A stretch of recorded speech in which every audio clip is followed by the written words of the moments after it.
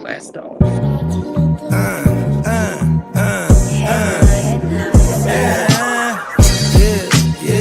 With the shit, finna call a blitz, make you call it quits. I can execute the plan on improv off script with my brothers from another living color with the skit. With the shit, finna call a blitz, make you call it quits. I can execute the plan on improv off script with my brothers from another living color with the skit. Yeah, you know the squad I'm bumming with. Try to run with the rock and you fumbled it. Finna spin the block in the mothership. Rock like Woodstock, big stock, smother shit. Word to Uncle Sam, we tax like the government. Still in the game till the day I'm in love with it. You are now rocking with the most coveted. Unapologetic, let you know who you fucking with. What's the use? I got the juice. Tapping head tops like Duck, Duck, Goose. Slide off smooth in a coupe, no roof. Rocking sheep's clothing, I'm the big bad wolf. Double up, we gon' double down and double that. If I feel him double crossed, I'ma double back. That's a couple hundred large in a duffel bag. Blitzkrieg, somebody's gon' end up a pack. Yeah, with the shit. Finna call a blitz, make you call it quits. I can execute the plan on improv off script with my brothers from another living color with the skit. Yeah, with the shit. Finna call a blitz, make you call it quits. I can execute the plan on improv off script with my brothers from another living color with the skit. Yeah, you half steppers can't fuck with this. I'm with the big steppers and we stumping shit. Ice grill, you can feel the momentum shift. Alpha and the Omega, I'm the Genesis. Real savage, go getter. Yeah, I'm getting it. School of hard knock, I'm the mascot flipping shit.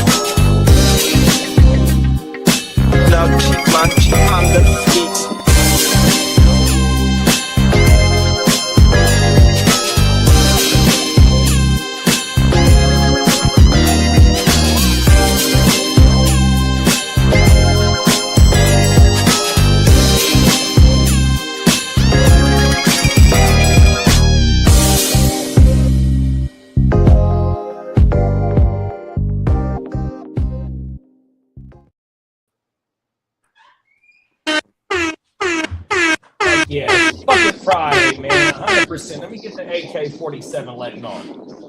Oh, my mind, man. This motherfucker.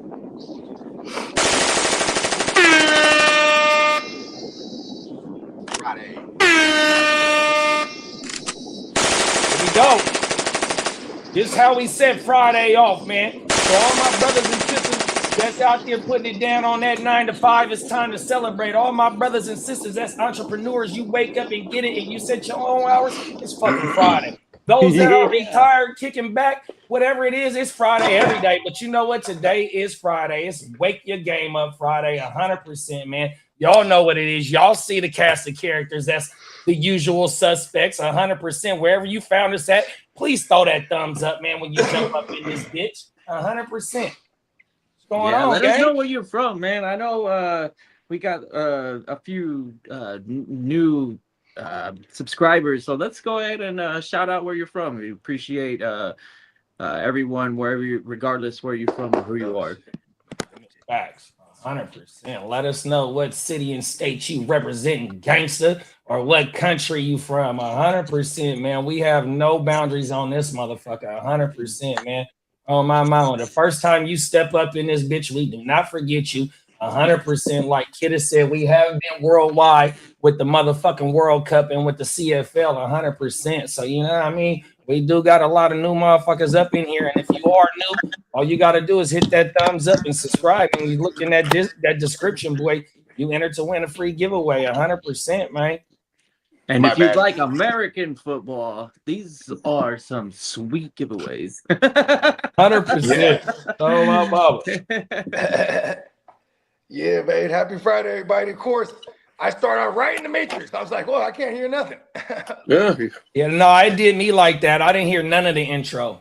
I was just Right. going by the timestamp on the countdown, on the second, the time countdown on the thing, bruh. Yeah, that would happen to me occasionally. I'll get that same thing. Only in the studio though.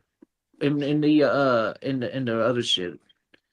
Right. Yeah, I was good. Shout out to Emil, shout out to Chase, shout out to Minnesota Den. Top of the morning, fellas. Happy Friday. Happy Minnesota fucked up Friday, fellas. Let's fucking Minnesota Den want to go ahead and start the show off right. He said the GWN family just lost another homie. I want to take a second just to say I love y'all and let's keep living, brothers. 100%, man. Rest in peace, Hoggy partner Julian, man. Rest in peace to Julius, man. Julius. And Julius was a real gangster, bro. Back in the days when we was on some thugged out shit, and like Julius, he always he's a grade older than me, and back in the days, he used to always be like, he always looked out for the kid because I was savage. You know what I mean? Like I remember we went out to this other high school to go rumble with these fools, and then when we showed up, we thought we was hella deep. We were look at it. Then these motherfuckers there hella deep, right? So then these fools start rushing us. Hella people run. I'm getting jumped. But this fool, he came in and saved my ass. You know what I mean? He started binging fools. He was always a savage, man. Rest in peace to my man Julius. Boom, and boom. Boom, boom, bang, man. Like, you know what I mean? Like, I just found out the news yesterday. But, like, you know what I mean? So, and, that's the unfortunate thing about when somebody passes and you get to, you start reconnecting with people. You know what I mean? I start hitting up everybody, in this immediate, like, group. You know what I mean? Like, because I just is the first I heard of it. You know what I mean? I just don't, I've been out the way, too. So, you know what I mean? When that shit just had me fucked up. I'm like, damn, bro, I didn't even know he was going through that shit. Yeah, fuck cancer, by the way. Fuck cancer, fuck COVID, and fuck you haters. Real talk. Hey, you know what I mean? if AI can do young, one bro. thing, I need its help with cancer. We fucking need it to do something productive, okay? I fuck around with AI and everything else in life, whatever, like everybody else for fun. But let's get serious and use that shit and fucking solve some real world problems. Yeah. I mean, you know what's the unfortunate nature of look at that things? Motherfucker is a complicated thing. Obviously, we're talking about these data centers, like basically eating a whole community. It's like power supply or water. Not even that. They're destroying the community as well because all the pollution the pollution that is releasing from that shit. Like they're saying that because they're air conditioned, right? Because they all that electronics has to be very cool. Like it can't be. You look at Elon's data center somewhere in Texas. That motherfucker's not even using. He's using generators. Heat from the air conditioning. Like, hey, look at this, bro. Anytime you use energy, it becomes heat. Like that community is literally getting hotter by like 2 degrees. Shit ain't cool. 2 degrees is a lot if you don't understand weather in like a big spectrum. That's a fact. If the average goes up by 2 degrees, it's not natural. Because of man and direct. Because of man, bro. Facts. Elon's doing a massive land grab down here by the beach where he already has his. That's what they say happened to the Matthews, bro. And and those data centers, you need a lot of them because that's how much this fucking AI thing, that's how much power it is. Like, it's a very powerful tool. If we can use it the right way, I'm telling you. So then all of this might be worth it. We're working for the AI. Might be worth it if we can actually solve some real world problems. We're supposed to be using AI to our advantage, but now I just realized we're working for the AI. Hey, it's almost entertainment at this point. Maybe to benefit or push money into it. You let entertainment what is that? Fucking pay for it or whatever. Outside of the stupid taxpayers that, not saying the taxpayers are stupid, but the law that if a data center goes into your neighborhood and then the taxpayers have to pay for it too, that sounds like that's way sus. Yeah. We got farming 59014, and he said, "Fuck you, get the hell out of here, bro. Those people are Diddy Jr. Who the hell is Diddy Jr., bro?" I don't know. Get up and suck a dick. Hey, this motherfucker, man. Hey, Foreman, man. Hey, we appreciate you for pulling up 100%. Yeah, man. Good looking out, man. Oh, everything. But Foreman, we do not involve ourselves with Diddy Jr. games, bro. Oh my mouth. 100%. Yeah, Salute to you and goodbye. Yeah, that data center shit though, bro. They are not helping the community. They are hurting the community in every fucking way in every city and state that they're in, bro. We just see all types of shit. Like I said about Elon shit, bro. They're not even hooked up to the power grid, bro. They're using these type of generators that you can see, like how you said about going 2 degrees. They put the infrared thermal shit on that bitch, and you can see that shit 100%. Then it's another one in Tennessee to where they putting shit in that fucking water. It's a river that run behind that bitch. I forgot what part of Tennessee it is that is polluting the water. Then last night I was just watching on I want to say it was a dude on Road. No, his name is Julian Dorr or something like that. Damn good podcast, right? So this motherfucker was saying the reason why prohibition is because the homies was finding a way to throw the scraps and the alcohol and make fuel. They had cars running off that shit back in them days, bro, because they was cutting out the oil shit. Then he said that Henry Ford made the strongest car out of hemp plastic. It was stronger than steel. And then he also made fuel out that bitch. And then you got to remember Henry Ford. Then you got to remember Henry Ford. You got to remember that Henry Ford, like, because our tires are the best. So what Henry Ford tried to do was go down to South America and bypass America and go straight to the direct where the rubber trees was. But that shit failed.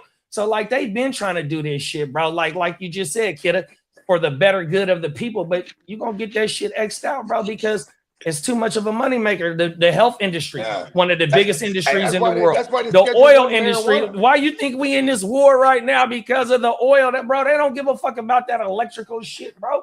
100%. Well, here's the thing: if you give access to people who care, that's when you're gonna have the inevitable where progress will happen. Because sure, corrupt and like power will stay like struggling to stay in power or whatever. Absolutely. But true progress will always prosper. And I think the AI will figure out a way to be like, yo, why don't you guys do this instead of whatever your else you're doing and this problem? And then they'll be like, there we go. We found this problem's answer because this guy was actually concerned with the problem. It's a homie on the internet right now who's making fuel out of plastic. He put that fuel that he made in a Rolls Royce $500,000 car, bro. They let that motherfucker put that plastic fuel in that bitch, and that motherfucker was running 100%. And then where we at right now, bro, we didn't see the president get almost, attempted on his life twice. Whether you can say whatever you want to say about it, I mean, fake or not fake, but they allowed that to happen.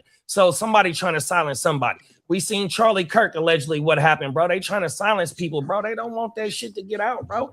100%. Did you hear the theory that it wasn't a gunshot? That it was? Yeah, it was an explosion. Explosion in his little. It was his in his mic. Or his microphone. Yeah. And it blew his whole top off. That's why it looked. Well, they said the 30-06 was supposed to make that motherfucker be what it really what it wasn't. You know what I mean? It was supposed to be a way bigger thing than what it was, when it impacted him, and you know what I mean, everything. So it just it seems like as we move along and then in time, bro, and it's starting to never mind. I don't want to say it. I don't want to get in trouble, bro. Oh my God. Just know that our politics is controlled by somebody else, bro, and it got to do with money, bro. That's all I'm saying, bro. Money, that shit. I mean, even like the what's that thing called? In American vehicles, they got this thing. The manufacturers have an agreement with the gas stations, bro, where there's a joint that they put in these cars that doesn't properly combust the fuel all the way. So we running up money. We burning through gas faster than these vehicles. Yeah, bro. I'm glad you said that because the shit that I watched last night. He was like, bro, they got gas that could go for 200 miles per gallon. That's what I'm saying. Cold world. And they, you know what I mean? They're like, fuck it, run it. Like, It's crazy how we're just getting got, right? In every way, Riz. The Like American Kitteh way. said, for the better of the people, bro. I'm a cold world. That shit crazy, bud. Now, Peacock said he in the Matrix. I got you, big bro. They hating on us on this. They don't want us to be. Hey, we talking too much real shit right now, bro. That's all that You is. ain't lying, man. They don't want you to against talk us. that bullshit. There is a conspiracy against us. Cold world, bro. On everything, man. Suppress. You know, you'll see a lot of motherfuckers, you know, that talk about real life shit on the internet, bro, and they say that they get suppressed. You know what I mean? They're not gonna push that shit out 100%. I mean, wealth is not only like money and money and things like that. It's also knowledge. It's a cache of knowledge, man. You know what I mean? Shit. And the knowledge, I mean, and the information is out there. You just got to be willing to seek that shit. They be trying to silence these motherfuckers that be trying to spread this info. You know what I mean? And make more people conscious about what's actually going on. That's facts. You know what I mean? And then they're quick to make fools into martyrs too. Like, look at this, bro. Look, that shit was kind of disturbing watching Trump like give a speech at bruh's funeral. You know, what's his name? Charlie Kirk shit. Yeah, that was kind of weird to me, bro. Like he was like, I don't know, it was just like real distasteful to me. But this is how they needed to make him a full-on martyr. So his death could, they could push some kind of agenda off of his shit. I would imagine. You know what I mean? Come on now, bro. That's all alleged. All alleged. Oh my mama. Yeah, it's all the whole world. And that was the alleged segment of our show. I got a question for y'all. What's the name of this show, man? Hey, you already know, man. You're definitely tuned in to a live Friday, not alleged version of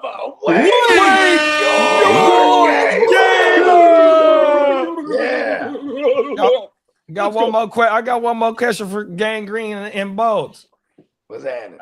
Man, that Diamond Dynasty boy is starting to get real now, boy. Hey, man, I know when you got no monies and you got to really decide that. Okay, how do I? What am I approaching this like? Because that's kind of where I'm at right now. I'm at the dollar store right now. Actually, me too, dog. So JD, you're thrift store shopping. Yeah, I'm at the Dollar Tree right now. Bodie's doing a good job managing his money. I haven't checked out what he actually spent on, but he seems to have a good chunk of change left. Well, here's the thing too: is I went broke really quick. Then I had to move some of these players just to fix my mistakes. And then I told myself, okay, I'm gonna sit on my hands as much as I can and just kind of let people spend, so I could at least have some kind of like edge here, like when I'm bidding. But then I'm hella drunk and I dollar bid up Brees Hall, and then I end up with him. I'm like, fuck. What you spend on it? $80? 80 million? Yeah, I think like 80 million. But see, here's the thing too. I already telling myself these running backs are probably going to be on 1-year contracts for me. You know what I mean? Because that's what I have to decide. If I keep some money for the extensions and the 2 years, or do I just say, fuck it, let's play redraft style? I mean, we could front load. I'll save some cash for the waivers. Waivers are fun to bid into. So that's another thing you need to keep in mind, is that you have to have some money to pay your players that you draft. But if you don't got no money, then you ain't doing any fab bidding. So you're just going to have to get lucky and win on a $0 bid. I mean, it's going to get to a point where people are just not going to bid on things if they have a preference now. They're like, all right, look, I barely have any money. I don't like this player. I'm not even going to bid. You know what I mean? You might be able to get away. I mean, it's all subjective, right? Like I was looking at some people's rosters, like Bakes. I probably didn't bid on any of those players that Bakes acquired. You know what I mean? Because there were just certain players that, like, I was betting on the bogey players. You know what I mean? Like, all right, I love this guy. Let's just run him up. You know what I mean? Like, St. Brown. Yeah, Brock Bowers for the 101. Looking back at that, that's not that bad for Bakes. It's not bad. Yeah, because I spent 110 for McBride. So yeah, and you could sign that guy. You can only spend 40, 50 on Fannin. Oh my mama. Player. I got like 45 on RJ. I love RJ going into this season. RJ for 45, good shit. Yeah, on my mom. I've been bargain shopping, bro. 100%. I got I'm a Jordan McBride Mason for like truther. $9. Oh my mama. I don't let Real I don't talk. let McBride slide away. I got that Pat Bryant for for- $3. Oh my for what mama. it's worth. 100%. He up and coming next year. 100%. You got the I've been bad bargain Brian for a shop. couple dollars. Look at shit. Oh my mama. No, for sure. After I got my main players out the way, and I think I might put Puka on the block to try and get some more money. But other than that, I love what I got. I was able to get a stack with Tyson and Shuck. I was able to get Burden. Who else I got? Yeah, you're nasty over there. I ain't gonna hold you. But see, them players is close to $100. Shuck. Oh, I got Herbert for like 120. Shuck for like 100, I think.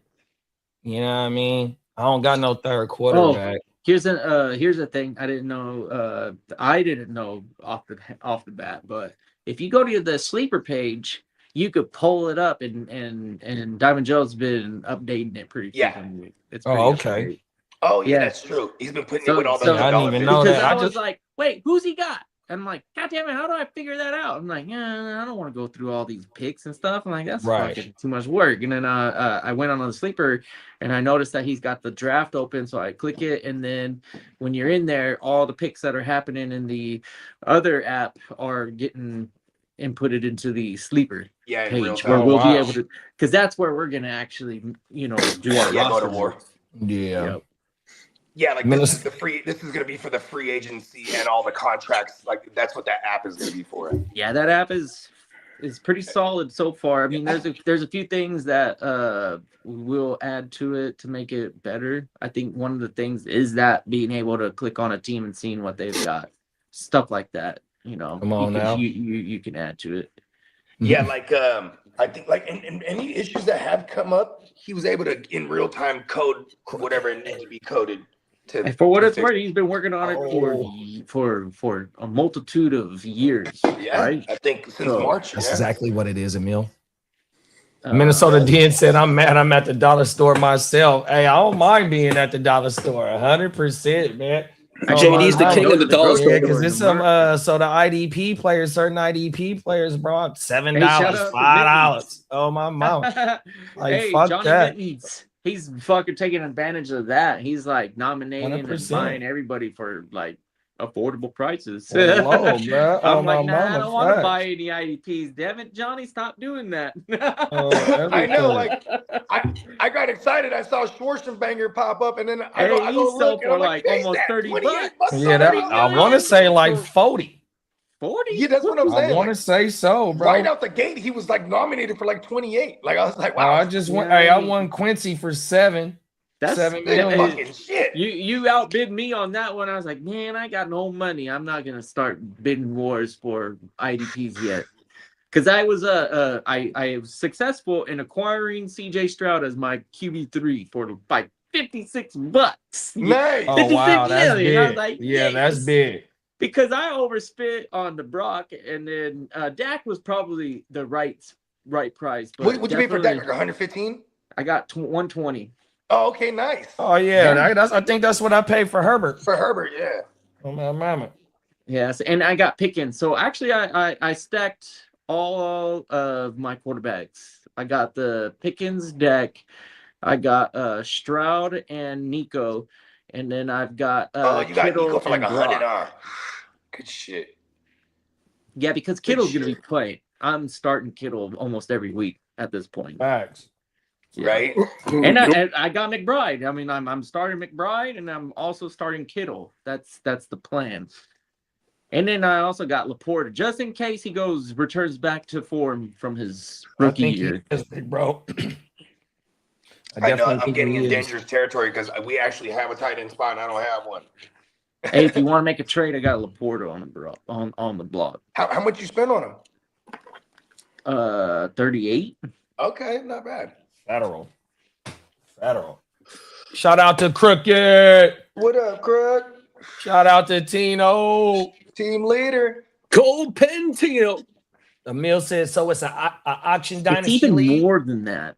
It is a salary cap league. It's an auction dynasty, and we have salary caps, and we have every year contracts. we have $1,000.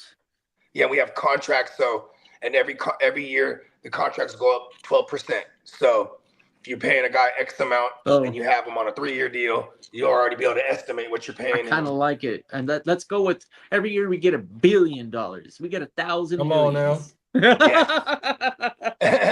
Bees on the table. Bees on the table. Yeah. It makes us sound a little bit more legit when we're talking the bees in the NFL. Come on now. Right. Tino said, I just passed y'all house. I'm on my way up to Tahoe right now. Shout out to Tino. Be safe on that road, big bro. I love Tahoe. Hey, yeah, man. Drive safe, Tino. I know it's beautiful up there right now, bro. Yeah. Oh, every day. On I that Highway like 50, man. That Highway 50. During the 4th of July, did you see the lake afterwards, the aftermath? All the shit floating around in it. Everywhere. Nobody gives a fuck. Oh, that's fucking up. Crazy. So there's 400 volunteers that because they know what's up. So 400 people that live in that area or around the area, they'll go out and collect the garbage left over the day after. Yeah, I don't give a fuck if it's 120 degrees in Nevada. You jump in that Lake Tahoe Lake, that shit cold than the motherfucker. Yeah, it's melted snow, fellas. Oh, world. Yeah, it don't matter what. It don't matter if it's hot as a motherfucker. Yeah, whatever. And that lake monster in that motherfucker too. Yeah, you ain't lying. Oh my mama, that lake monster in that bitch. That's fucking cute. I'm curious. That's the last dinosaur that's left, bro. It's a dinosaur. I'm definitely gonna research some of this stuff. This is interesting. It's the Loch Ness in America. Yeah, the Tahoe version. They got a little document. They got a little documentary on the internet from one of these local news channels where they got that little motherfucker popping out. The couple got it on camera, but it's a fucked up. You ever seen a camera snake light because it's hella old? Huh? You ever seen a snake swim? Snake swim? No. Yeah. Yeah, I've seen a snake swim. Yeah, I'm not. In India, there was a pretty severe flood, and it was coincidental that the flood occurred in a zoo area, and in the zoo area, it scooped up all the cobras. Oh, 800 snakes got. I saw that. Yeah. Yeah. Oh my god. And they're all snakes. up on the water with their heads out, and I was like, man, it looks like 1,000 Loch Ness monsters. Yeah, I saw that. No. Was that last week? Yeah, it was recent. Yeah, it was recent. I was like, holy shit. Yeah. You can't even stand on the top of your house because that motherfucker gonna get up on the top of the house. That motherfucker getting up on. Oh no. Cobras to the area. They're like, they're just like fancy cobras. And they're like free as fuck right now. And they're like, they're all to congregate JD, together. they said there was like 800 they created their own raft with their own bodies. They're all like, fuck that. Oh no, I wouldn't even watch that video. I wouldn't even watch the video, dog. Every day. Fuck that. Don't send that shit. You be having fucking nightmares. Right. Facts. Yeah, I don't do the snakes. Yeah, me either, dog. Now that I'm older, I don't. I had snakes as pets when I was younger, but not no more, man. For real? Shout out to I had a ball python. It ended up being about 10 feet long. That's awesome, Lee. No. That's pretty dope. I had to be about 16 or 17. No, I was about to say, I had a partner that growing up, he had a snake for hella years. And I did used to enjoy when it'd be like, we'd be at the studio and he'd be like, shit, I'm about to head out. Where you heading out to? Going to the pet store, gotta get some mice. I'm going. Yup. Yeah. I'm going with you. That shit is entertaining. Because this motherfucker would not hesitate. We would drop that mouse in there. He was right on him. Yeah. Tino, I had it for about 6 or 7 years. Not even in 2 seconds, he's fucking that shit up. Half a second, it's a wrap. No, my mom. You don't feed him every day. No, you feed him. Yeah, you feed him like once a week, once every 2 or no. Even. So that motherfucker stays starving. It depends on the breed because they can't overeat because they won't eat. But it's like sometimes if you once a week, you have to get a fucking rat about this fucking size. Though it costs about $6-7.99 for a fucking rat that big. I used to have them. Fuck no. A lot of the time, that's gross. When you got a snake pet owner or whatever, they'll typically have their own breeding colony of mice. And they'll just My mom had made me get rid of it because we had cats, and that was it. My mom goes, the cats were fucking, fuck, you got to get rid of that. That python at one point started looking at them cats. Lee had to move out. That was the thing. Get the fuck out of my house. Oh, no. Tino says swimming cobras. That shit sounds like a fucking movie. You ain't lying, Tino. God, it was 100% like a movie.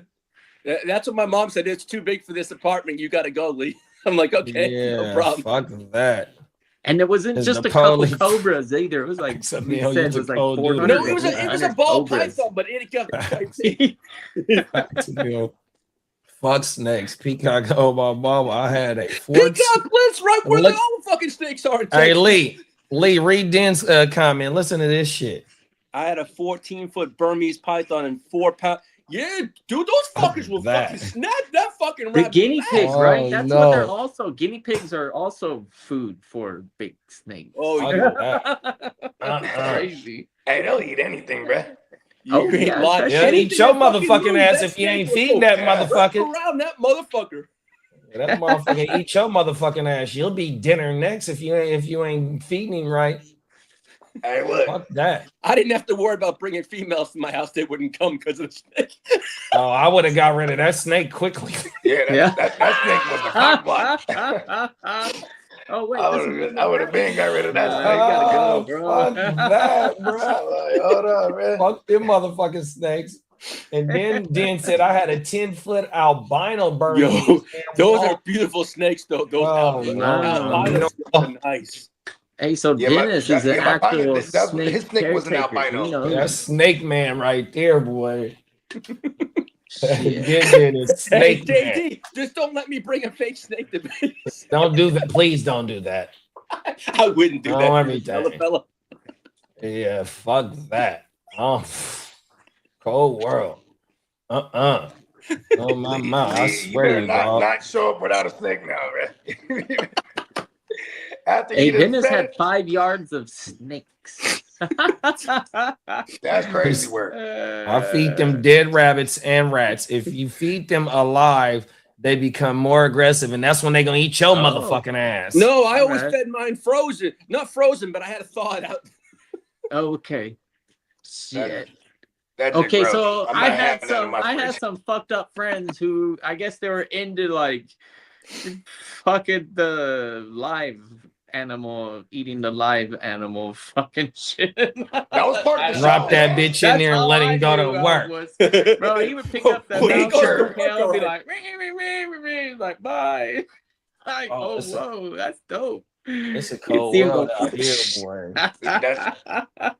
But that's the food chain, though. You feel me? They were meant to be eaten by these motherfuckers. 100% in the wild, not in your house. Hey, but that is a true story.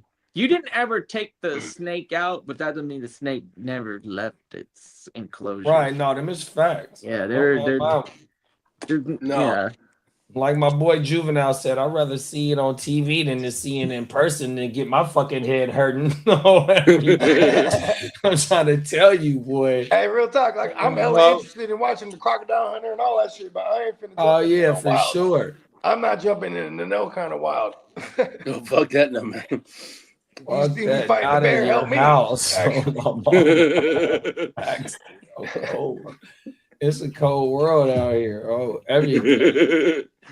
How you feeling today, Lee? I'm feeling fucking good. I had a hell of a show yesterday. Thank you, man. I didn't think it was gonna go that long, but I'll tell you one thing. When someone called me out for reading notes, I went freestyling after, and I was Eric. You was all off the dome on their ass, huh, bro? I was like, no pen, no pad. I for a little, I looked at notes, but then I thought of things in my head. I'm like, I can do this myself. Well, fuck yeah. I fucking lit a fire under me. I can't do it all the time, but yesterday I was going.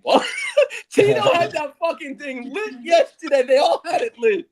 Hey, for anybody out there that didn't get a chance, get a chance to catch the live, tell them the name of the episode and the name of the show, Lee. Oh, it was the Chargers Power Hour Season 2, Episode 14, and it was probably one of my best shows yesterday. That was a good one though.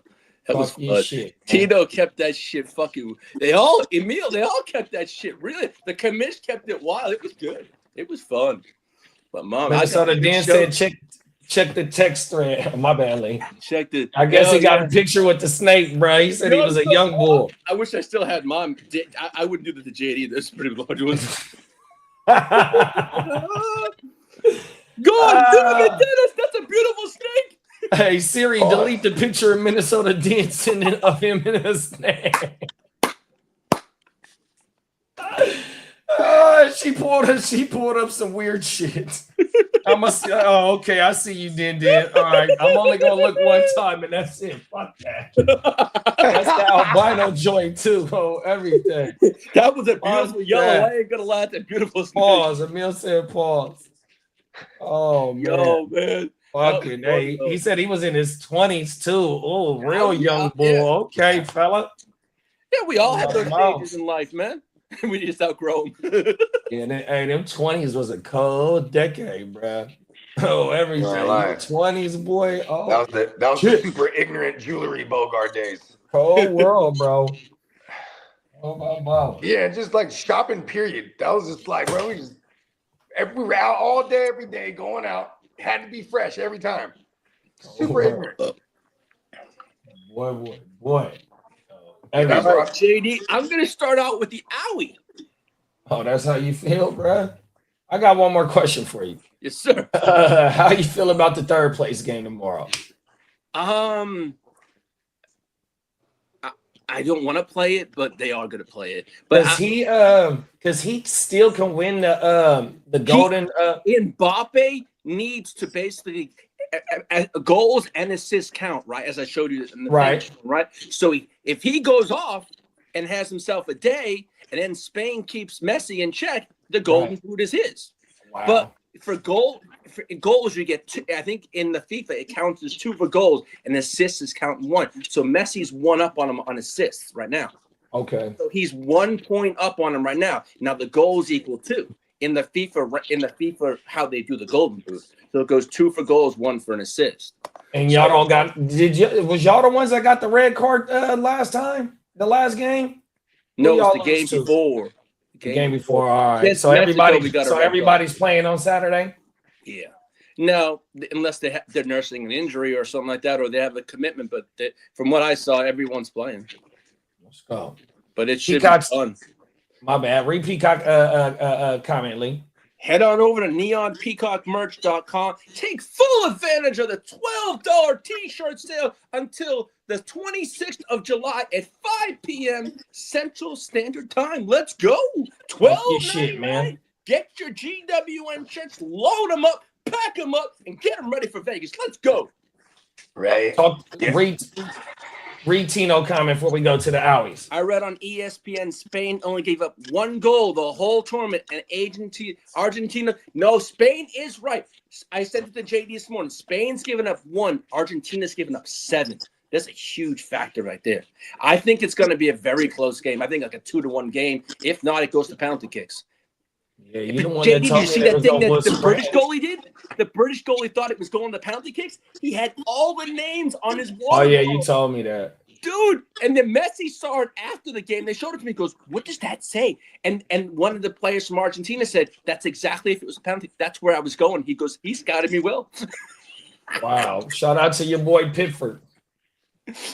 That's your boy, right? Yeah. Well, not my boy. He plays. I know. Not my boy, but damn, you don't give away those fucking secrets. Come on now. Let's get to the Owies, y'all. Here we go. Let's get to the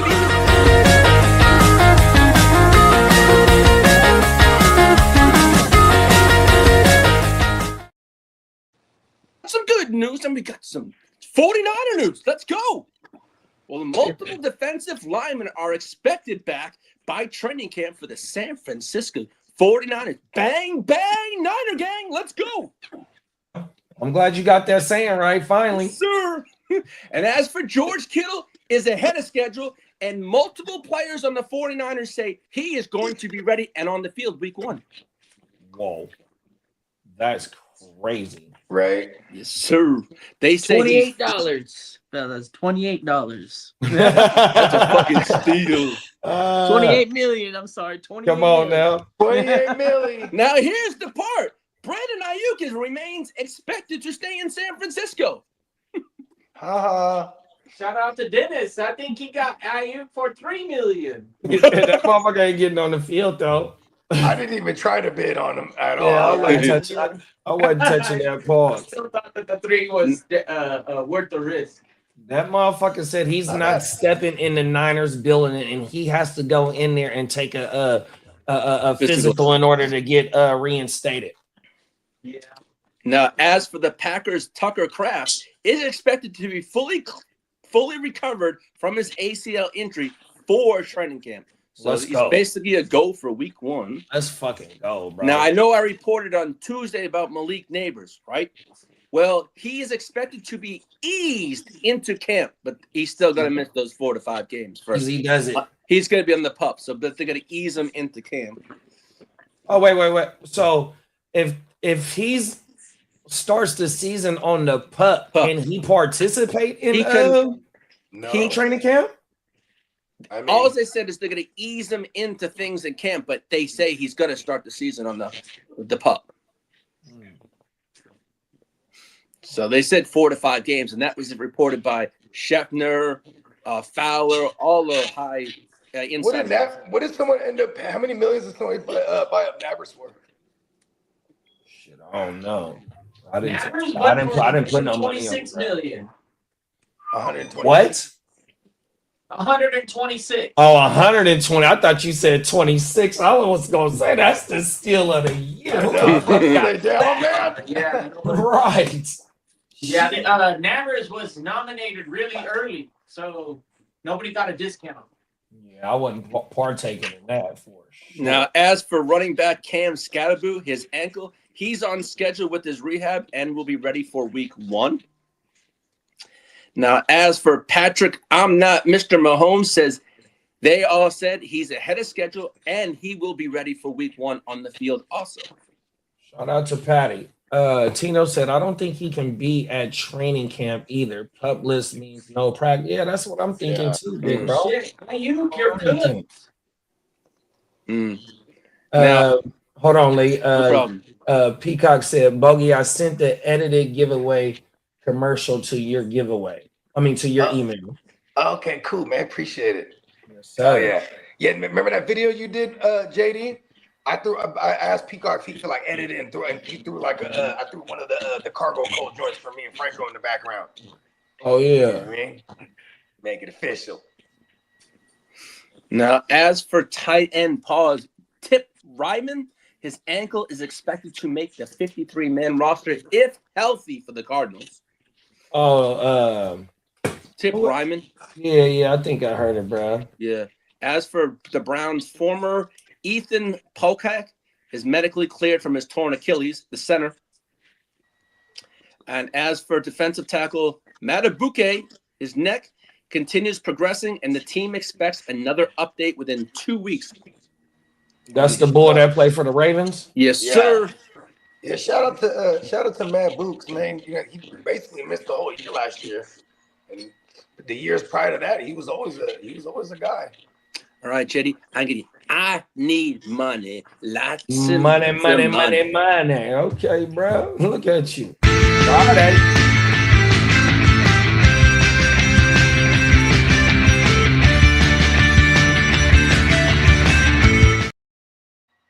Shout out to our boy Derek.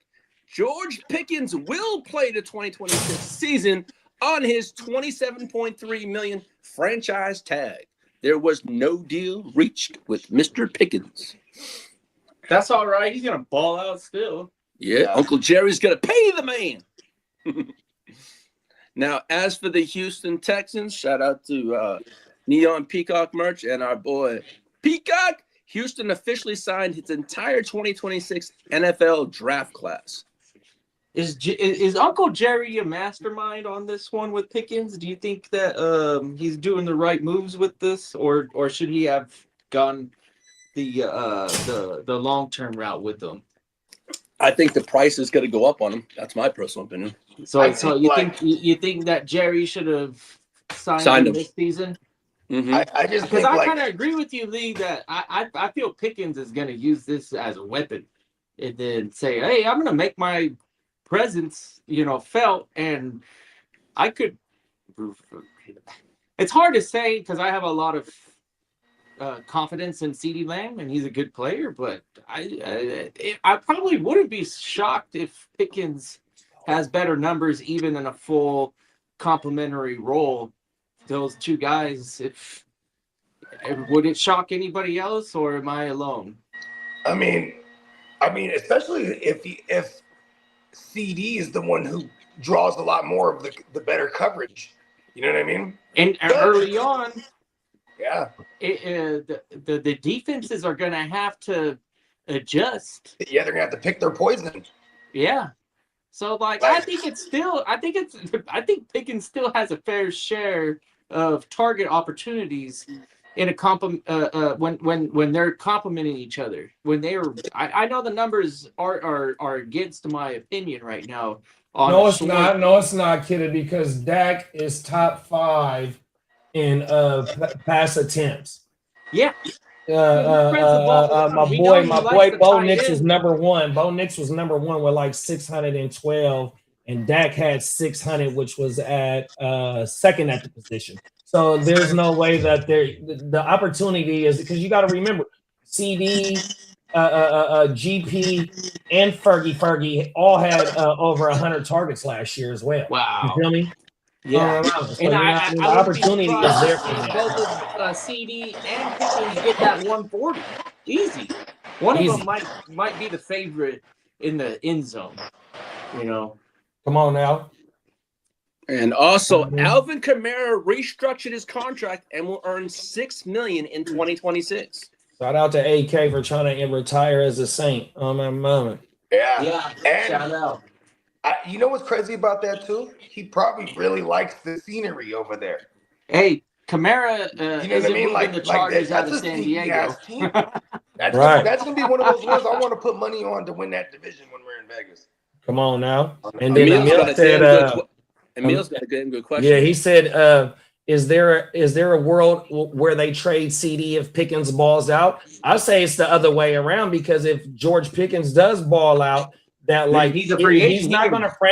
He's not gonna franchise tagging twice. You feel me? Because it's gonna go up and up. You feel me? 100%. But if Pickens balls out, bro, you don't think he's worth the first? Because Brody only 25. You feel me? Yeah, he's got that.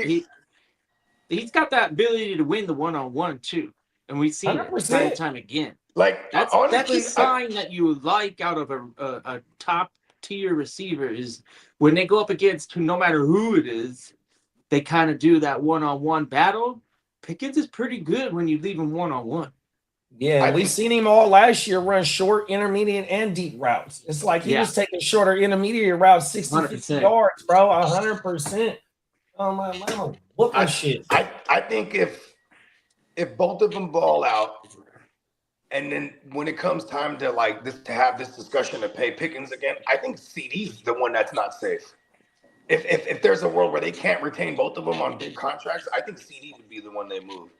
Or what do you think was going to go on with Dak? Because this is his last year of guaranteed money. Bro, gonna have to take a hometown friendly discount, right? Or they could tag Dak. It wouldn't be the first time they tagged him either. They've been tagged before. Give him some old time to work out another hometown discount on the following year. And then we have to mark this out, Dak, and then they pay Pickens, and you know what I mean, probably restructure fucking CD, because and probably restructure Ferguson too. I mean, they're gonna.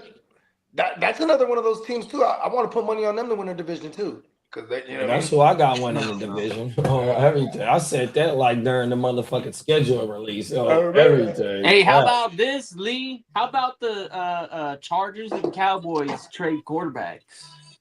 Oh hell no. Hey, Peacock said the giveaway is loaded up to the section. Y'all want to take a quick second out to watch the giveaway commercial? Let's drop that shit, y'all. We'll be right back in 2.2 seconds, y'all. This is for all the new viewers. This is how you can go ahead and win the autographed JSN helmet. When we come back, I'll pull that bitch out. Let's see, new ad right here, y'all. Let's get it. What's good, gang? It's the Guchinni representing the Hard to Start podcast, tapping in to remind y'all that coming this August 20th, 2026, the second annual GWN, the Westside League live draft weekend will be popping off. Man, you will see all the cast of characters that you see live on the GWN every day. You'll see a lot of people that's in the chat every day on the stream, and then you'll see some of your favorite content creators that you've seen us make content with in this conglomerate that we call the GWN 100%. So what you need to do is go ahead and like and subscribe wherever you found us at, and if you screenshot that you subscribe, we are giving away multiple giveaways during the live draft. 100%. We will be running our regular scheduling program.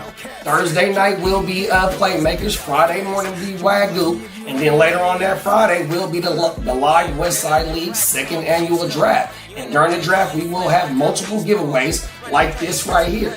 This autographed mini helmet of Jackson Smith and Jigba Super Bowl helmet. Here over at the GWN in the heart of Start, we putting up championships on the wall, and we want to bless the people that rock with us who putting up championships on the wall. You know what I mean? With some of these little special items to put in your man cave, your she cave, you know what I mean? Whatever it may be. But yeah, make sure you go ahead and like and subscribe, because that's all you got to do to be entered to win this helmet. Click that bell, and then tune in to the second annual GWN live Westside Fantasy Football Draft Weekend. 100%. Peace. Shout out everybody that got ran over in my way. Feel low and I'm mad sober flipping way. Send them things down the interstate. I'm in the whole fucking world. Yeah. Good job. I like it. That motherfucking Peacock is the illest motherfucker. Yo, that'd be dope as fuck on socials to share that out. Oh my. Everything. That's how we gonna whoop them. Yeah, we all it takes is a laptop to be like on, Damn, and then Federal, like, watch this. We just replay that motherfucker on the shorts live, and then anytime somebody's scrolling through, that'd be like an actual commercial they're watching. Right, facts. 100%, bro. Cold world, big bro. And it's got a lot of influence for the algorithm. It's football, it's fantasy football, it's Vegas, and then it's everything else. Yes. Cold world, bro. It's going down. Shout out to Peacock, man. Appreciate you. Good looking, big bro. That's what the fuck I'm talking about. Peacock said you can put Crooked Commish down for 66 more entries into the giveaway for each buck spent on the website in July. Yeah. Shout out. Come on now. Yeah, shout out to Craig, man. We got King D in the building. What's up, King D? What up, King D? Federal.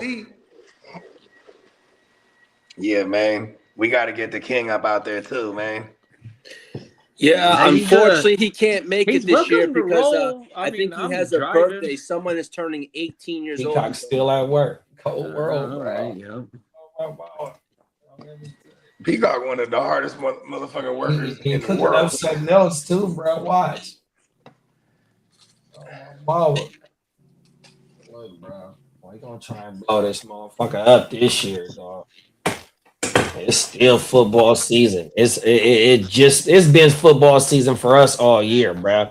100%. Fuck, I'm slacking. I gotta get that 32 going too. Been saying that all week. All I gotta do is refresh it. Come on now. Wow, we got 32 returners. We might have 32 returners for real. That's what's up. Hey, like, I mean, hear that? There is, hear that except for there is somebody 32 returners in a 32-man league. Well, somebody is getting the boot because we're getting Marco in there. So the first person that shows any kind of lacking, we're just gonna remove them and add Marco. You know what I mean? Because we need Marco in that thing. Marco been asking us for years. He just wants to do. He's like, look, I just want to do a redraft. We're like, hey, does he know that we have IDP in the 32-man? Yeah, I don't want to scare you away, but that was he play IDP. He play IDP. He plays IDP. Did he? He just didn't want to join. We wasn't able to get a chance. We wasn't able to get him in the all offensive league because the communication wasn't. It was just through Facebook. But I got him on WhatsApp, so we text directly straight through to each other. Because he was already like, bro, what's the payment?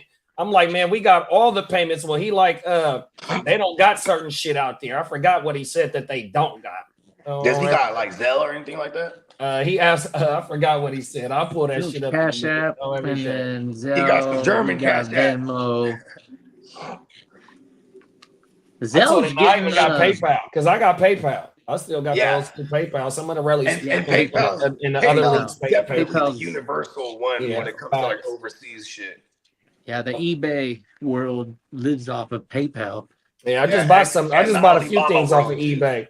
And I was scared because I didn't look at the full picture. I had that old school computer that I showed y'all some videos of that I sent in the chat. Well, I bought that charger off eBay, right? Because I wanted the specific one that came from the computer. All the ones on Amazon was all little replica like type shits, and I wasn't trusting that shit, right?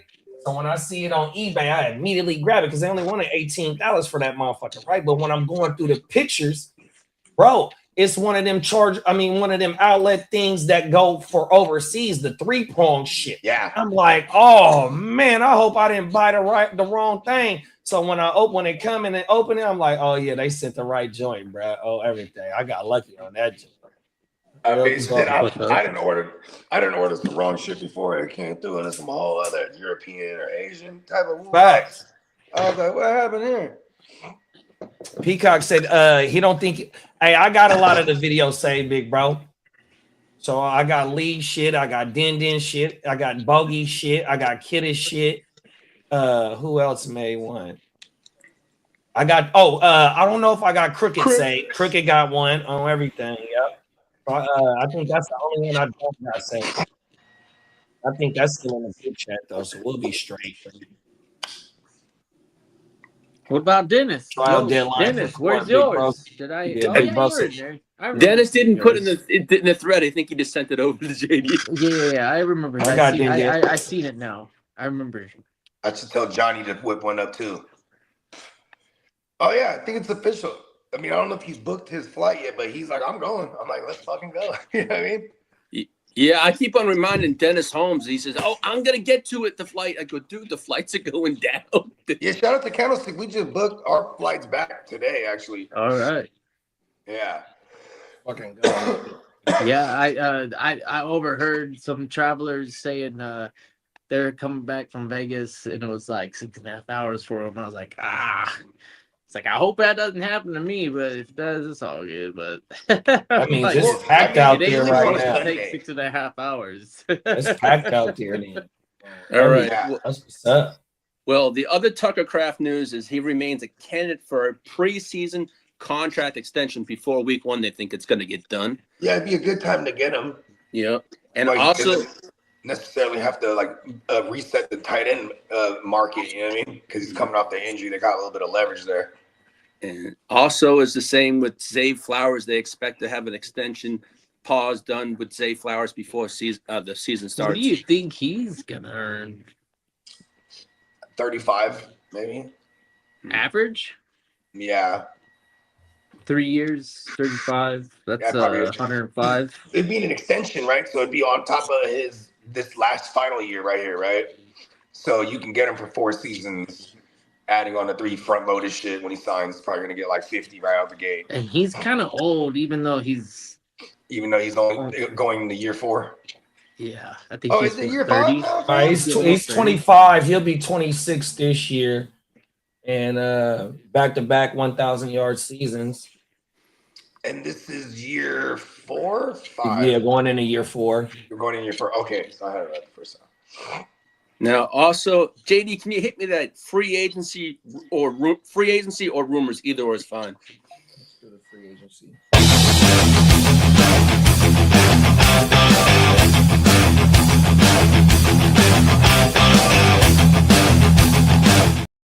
Little area in his driveway for a long ass fucking time. Oh, Crooked Commish says, I just sent it to you, JD. Check your text. All right. Well, Stephon Diggs. At least 5 teams have checked in on his availability, and 2 of the teams that have been named are the Seahawks and the Commanders. Continue to be linked to Mr. Diggs. But Diggs is smart. He knows how to properly ring chase. You know what I mean? And also, he has a new charge against him, but they don't think it's going to be much. It's going to affect his market. But he has a new a charge or an allegation, an allegation or charge that's just floating about out there. So, but they think it's not going to hurt his market value at all. Now, as for the 49ers, Brandon Ayuk is not expected to be traded to Washington.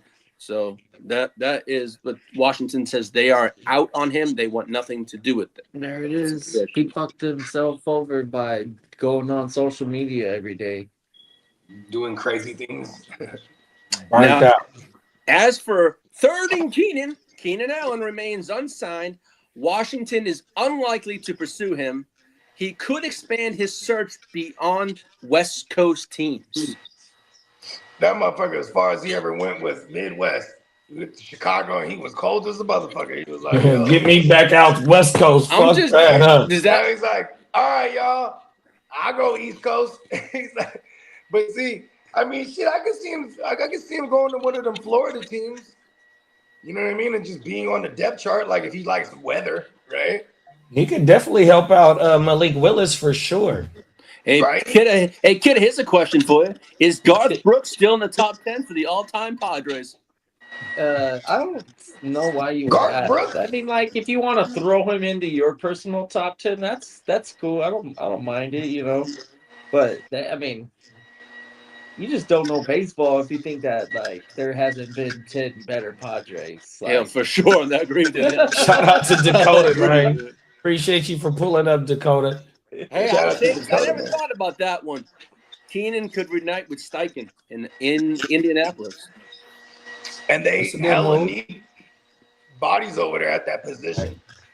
Because what's the word on Alec Pearsley? Is he still? I haven't heard anything recently. I really haven't. That's good news, right? No news is good news. Yeah, that's true. I mean, he's just recovering. That's the last. They say he's going to be ready. Last I heard, he was going to be ready, but they're just being cautious with him. Yeah. Shout out to Chase, man, aka Orange Crush. Yes, sir. Now, as for Aaron Darnold, says he only will return if he could play a meaningful role. That's what his statement was. He'll return. He's going to return, but only if the role is meaningful for him. Yeah, meaningful as in like if they're in the playoffs, I'll come back. Yup. Now, as for Kayshon Boutte, pause, reportedly is available for trade, and I don't know what the going rate is. I know they were looking for a 5th-round pick for him. That's what they were when he was on the market earlier. You know, said Boutte was only going for a 5th. The Patriots are making him available for a trade. Yeah, man, we'll just trade it for Ayuk straight up, dog. Fuck. We just need to give him a 5th, bro. Oh, everything. Boutte was looking pretty good when he was available. He was like second on the team in I can totally see Boutte going to like a Raiders team for a 5th, or like. And he was their best. I could see that. He was their best down the field target too on everything. Now, as for training camp news and position battles, the Seahawks, as I said, locked down their whole entire their draft class, as did the Texans. The Broncos running back Johan Coleman impressed throughout OTAs. Tyler Batty and Jaleel McLaughlin will battle for one roster spot, so one of them are going to be bye. Now, as for the Jets and game, JK.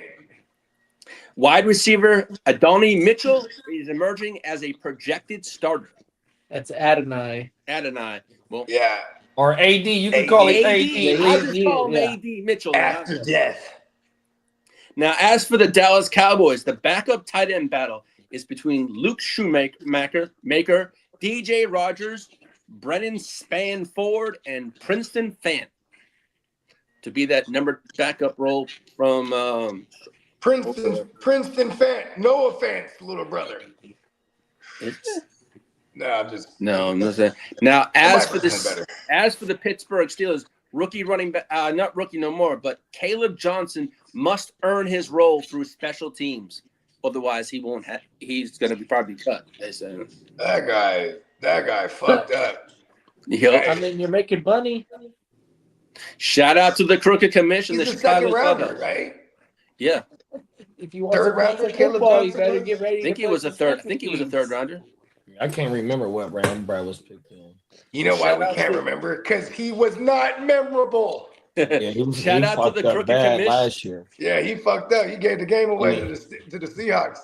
Yes, sir. You know that makes me extra mad because the Steelers they were poised to win that game. Then he fucks up. They scored to tie it on that stupid ass fucking where he fumbled or he touched the ball and then they jumped on it. Remember that? Mm-hmm. Boom, bench for life. And that pisses me off extra now because that was an extra win that the Seahawks had where we could have been the number one seed. Or we could have won the division. They had that one. Yeah, fuck it. I'm over it. I'm over it. Should have, would have, what's done is done. Move on to the next year. Now, a shout out to the crooked commish in the Chicago clubhouse. Cornerback Tyreek Stevenson is fighting to keep his starting job. I guess that rookie that they got is coming for his job. They feel he's going to be they think that rookie's going to be the starter over Tyreek Stevenson. So I mean, Stevenson's their number 2. So you know what I mean. If you know he can get beat out by this kid because they love Jalen Johnson as their 1, and Jalen Johnson's he's pretty damn good. Now, as for the Philadelphia Eagles linebacker Jaheed Campbell is expected to replace Nakobe Dean's spot. Yeah, I love that. That's what the fuck I'm talking about. Yeah, the Jihad. I was on my on the Jim Wealth league yesterday. I noticed they got the IDP projections. Yeah, I saw that. They got him as a starter. Yeah. Let's go. Now, as for the Dolphins, he played a lot last season and did. They have good. 5. I think it was in and out like type shit. I really didn't get a chance to start him last year because it was too hard to tell when he was. They were trying to figure out how to use him last year for real. Yeah, for a rookie that's on a perennial playoff team, he played a pretty good chunk, and he did a good job when he was asked to fulfill the middle of the field role. I think that's when I got excited. It was like he's piling up some tackles for a minute right there. Was Zach Bond like a 1-year thing? Because last year he was like all right, but like he wasn't super dominant like the year prior. I think the offense dictates the way the defense stays on the field. Oh, that's and that crazy year Saquon had. Oh yeah. Yeah. It's like defense. You're gonna have to drop back for a lot of passes because the Philadelphia Eagles offense is probably running up. beating you right there. Yeah. Yeah. So they were good at getting to the quarterback for sure because they don't run the ball. You don't run against Eagles when they're winning. Now, as for this is like player notes, rookie Seth McGowan continues receiving praise from the Colts. Titans running back Tyjae Spears believes Tennessee will post a winning season this coming season.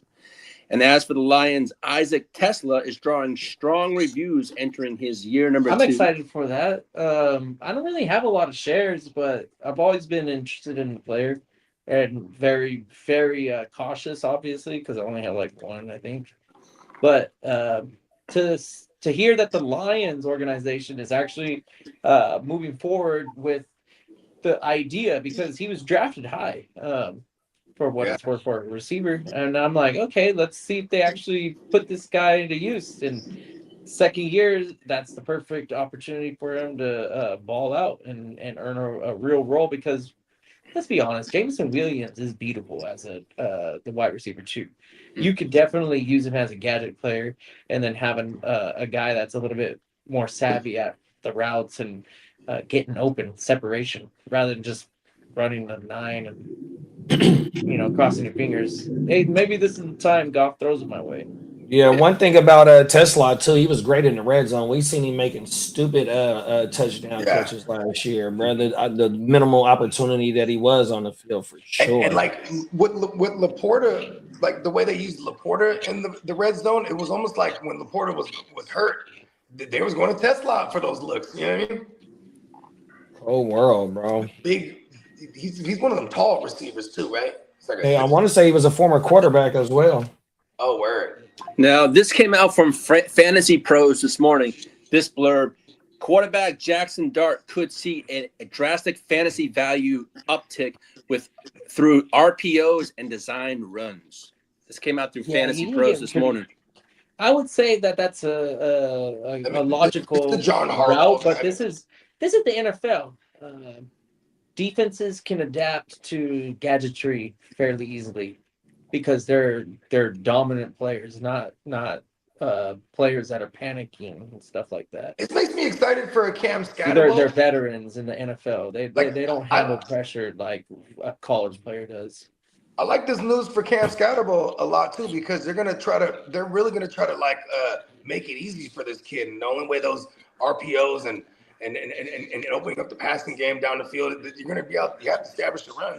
It is it better be more handoffs than it is him taking that motherfucker because what he was getting crashed out last year 100%.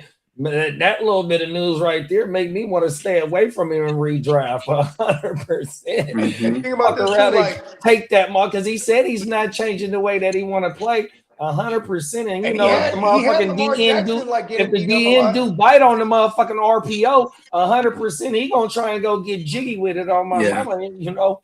And he might be El Concussed. Right. Yeah. I'd rather him play football more like the Brock than Josh Allen. I hear that. I have to dial it back. Now, as for NFL news, the Seahawks head coach Mike McDonald says, "We worry about ourselves," in quotes. That's what he said. Now, as for this, John Gruden is expected to call an NFL preseason game. Wow. Look at that. They're letting them back in the building. Sir. He sued them and won. Yep. Come on, and I think he's still getting paid $10 million a year from the Raiders organization until 2028. We need to try and get that motherfucker on the podcast. Hey, you know what, Doug? This past 2 years probably would have been the easiest time to get him on. That motherfucker Gruden, bro. Give us some Gruden. Never mind. Y'all know the name of his show with the quarterbacks. I wouldn't go say it. But we needed to break down some of these fantasy quarterbacks for us. Spider Y2 banana on everything. Right. Shout out to Derek. What's up, Prime Time, Derek? What up, Prime Time, Derek in the building? Oh, now stand up. As for quarterback Will Greer, he officially retired. Wow, that was a short career. And also defensive lineman Pat O'Connor officially retired also. Hey, shout out. He got paid by the NFL. Got a contract. Come on now. Now, Hall of Famer. Will Greer was like with the Panthers. He was with the Cowboys. Cowboys. With the Cowboys. Was he with the Patriots too at one point? Yeah. Oh, no. It was the Cowboys. West Virginia. Yep, you're right, Peacock. Hey, look. Going back to the Jackson Dart thing real quick. I mean, John Harbaugh did have Lamar running all over the place, and he didn't give a fuck neither. He was like, just Lamar is a special quarterback. Come on, for sure. Now, 4.3 speed, boy. You ain't touching. If you can't touch it, you can't catch it. And he can truck you like a linebacker would be like, what the fuck happened here? World. Well, Hall of Famer Ed Reed discussed marijuana use during his NFL career, saying it never occurred before practice or games. Someone put it out there said he was taking it during games and practice. Who said that? Who cares? It's not a fucking Reed. like performance someone put it out there that drug he was using it before games and in practices. He said he never did that kind of stuff. There's a plethora of players. There's a long list of players that openly admitted they play high all the time. Or like I've heard crazy shit in baseball. You know, like look at fucking like Flash that, Gordon, like bro. Flash Gordon had 1,400 yards. He had 1,400 yards, and he was absolutely loaded. Yeah. Well, no, I'm serious. They said the motherfuckers. Some of his teammates said that they'd be in the huddle, and he'd be hitting a little sneaker toe. You know what I mean? Or he'd have these little vials with shots in it. He's in the huddle. Take a little quick shot real quick. You know what I mean? Yeah.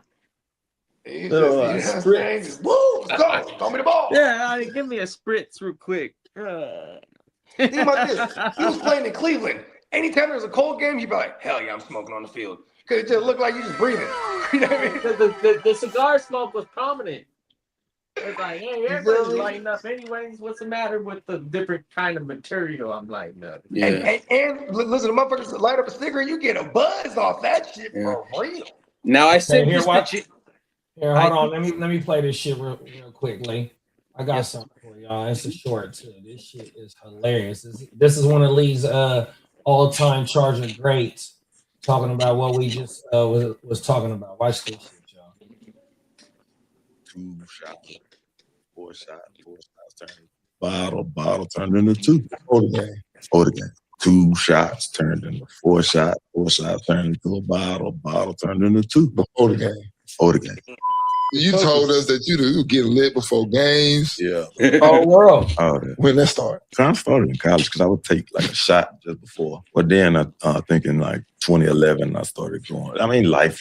Whole It was just world. 1 shot. It was 2. 2? Yeah, I would take 2 shots. A little double. Yeah, a A little double. But usually, but it kind of evolved because it was like 1 at the start of the game, 1 at halftime. Oh. It kind of evolved, just take them both at the start of the game. Oh, okay. He said, you know, we just No, yeah, we just do this right now. Knock it out right now. Knock out all the anxiety right now with 2 shots. So that's what it was for you, just anxiety Getting before the slither, bruh.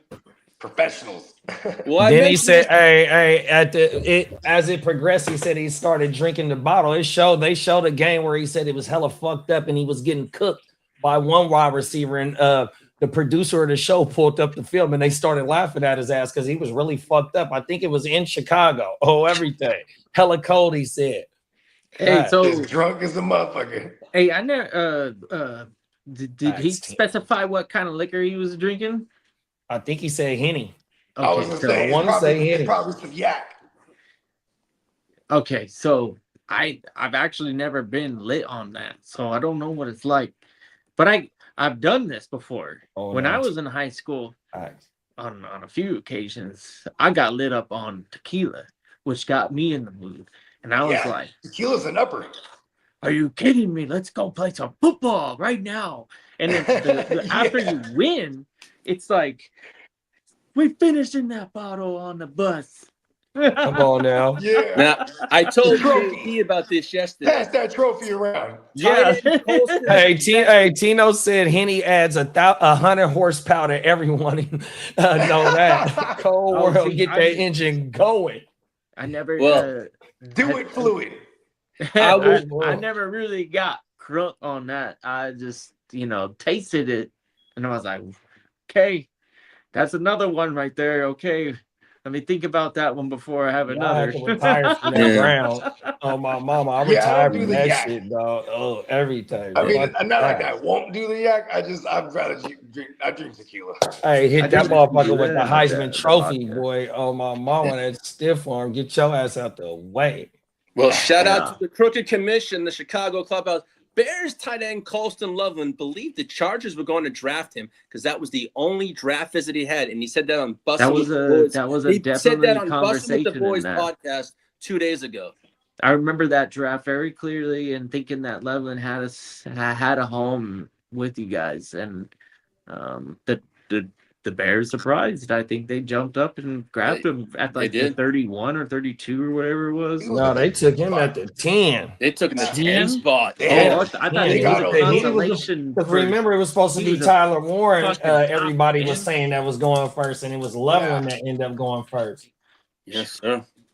Yeah. Now, I mean, tight ends are going for a pretty penny now. Oh, world. Every year we got. Where's Sadiq go this year? 15? 15. He was y'all first pick or he was y'all second pick? He was second pick. He was 16th overall. They took the We had Bailey. Oh, you had the Bailey. Y'all got Bailey? Yeah. Bailey. Yeah. David Bailey. Yeah, that's what he said, Commish. He said, I'm busting I wanted with the Ruben boys. Bain. I think I mocked that situation where I was able to get Maui Go and Ruben Bain in that draft. I was like, I think we could do that if we make this deal. And then they didn't listen to me. I made the phone call. I tried to get Ruben Bain and Maui Go, but we just got Bailey instead. Well, this blurb came out this morning. Lions running back Jahmyr Gibbs says he'd wear number 1 if Jamison Williams leaves Detroit. Well, He's trying to push J-Mo out. He's like, I need my money. Hey, isn't Jamo just got paid last year, didn't he? He did. He just got paid. Yeah, why is Bray even speaking on that? Here's the thing, though. What he can do is when Gibbs gets his big ass bag, all he has to do is be like, J-Mo, I want that number. I'll go ahead and because the player has to buy up all of the existing fucking shit when they want to change their numbers. So he was just like, J-Mo, tell me how much it is. I'll front the bill. You know what I mean? Well, Max Crosby got a little heated, and he was criticizing the NFL's strict uniform policies, and he said in quotes, "Roger, you got to let us do our own thing, not these stupid rules you fault." So what is the rule that he hates the most? Like tucking in your jersey? No, he wants the things about certain colors and stuff like that. Like I was watching a podcast, and he said he was wearing cleats in honor of a young girl with some kind of disease, right? And he had him on for like 3 quarters, and all of a sudden the NFL police came on. He goes, I didn't give a shit. I'm gonna get fined and not. You know why it's stupid for the NFL to give a fuck? Because they have a fucking week where you can wear whatever cleat you want. You know, obviously it's not a big deal if they allow it. Just fucking let it loose and give everybody exactly. Like, what is it really hurting? Exactly. Nobody's distracted by a fucking cleat when you're professionally playing football. Only people that are distracted are the people buying the fucking cleats after the game. Yeah. Well, Nate Burleson hopes to eventually host the NFL Today after James Brown retires. He wants to be that main dude. Cool. I like Nate Burleson. Yeah. As for suspensions and legal issues, Cowboys defensive end Charles Snowden got suspended for 3 games following his 2024 DUI. The Rams left tackle Alaric Jackson enters a pivotal diversion program while awaiting a possible league suspension. And former wide receiver Ashton Jeffrey reaches an agreement with prosecutors on his insurance fraud case and is expected to avoid jail. And Geno Smith, we know about his assault allegations, have officially declared the case is inactive. Now, as for the Titans, this morning came out and said they are going to induct the Titans are going to induct former running back Chris Johnson into their Ring of Honor this coming season. That's right. And as for there's 6 remaining NFL draft picks that remain unsigned.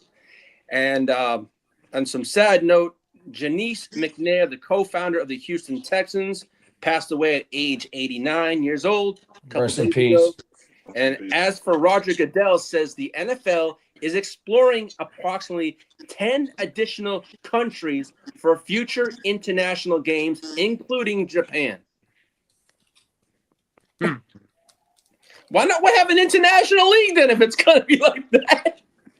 Because there's not enough fucking quarterbacks to support the NFL. Yeah. Hey, Peacock says Super Bowl bound. This one's for Janice, man. Come on now. Yeah. And on that note, that's all the news I have for today, folks. Come on now. Shout out to the motherfucking streets. The streets. I'll be leaving those streets in Las Vegas in about 30 more fucking days. Let's go. Come on now. It's going to be some fun times. Right around the corner, dog. Yeah. Yeah. How many days you said, Lee? We got, 30 for y'all. Some of y'all, it's 33 days. 34 for me. 34 for me. 33 for Bogey, for JD, and whoever else. Wednesday too, JD? Huh?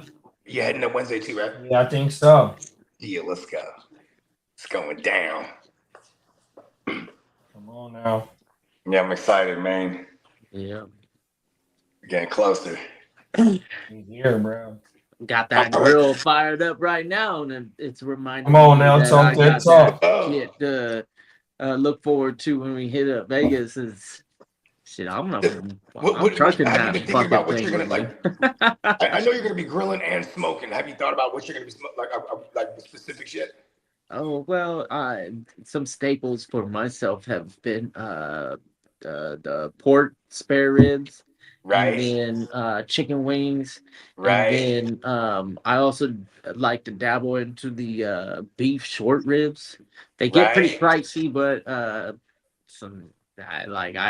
enjoy that. Not everybody. Listen, we're It's gonna not cop for whatever we everybody, need. but I tell you what, if you don't like mine, then it's you've got mine. You've got you're being honest, because I put out a fucking nice beef rib for y'all if you don't. Now. Put some money in it. I fuck with all of it. I'm a smoker. I'm a milker. I'm a midnight smoker. Yeah, there you go. That's Kitteh. He's good I'm at doing that the grill. Let's applewood go right now with the pork, and it smells awfully good. You know, I can't wait for technology to invent the smell-o-vision. We've been talking about it since like Jetsons days. But you know, one of the days we're gonna buy a TV and we're gonna be like, yeah, well, man, I love the cooking channel. Right. The Food Network is #1. I mean, there's got to be something to it. Like, you know what I mean? Yeah. I mean, it's I think it's I think it's all about terpenes. So you just have a TV that has you would have terpene tablets embedded somewhere, and then you would have to refill it. But terpenes is the chemical that produces smell. So in genetics, you can, you know, breed a certain item with terpene, and it'll give it a smell or flavor profile.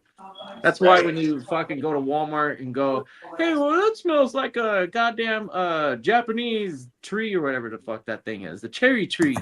Well, it's because it's got terpenes in there, and it's like pulled out of the genetics of the tree, and that's why it smells like it. Right.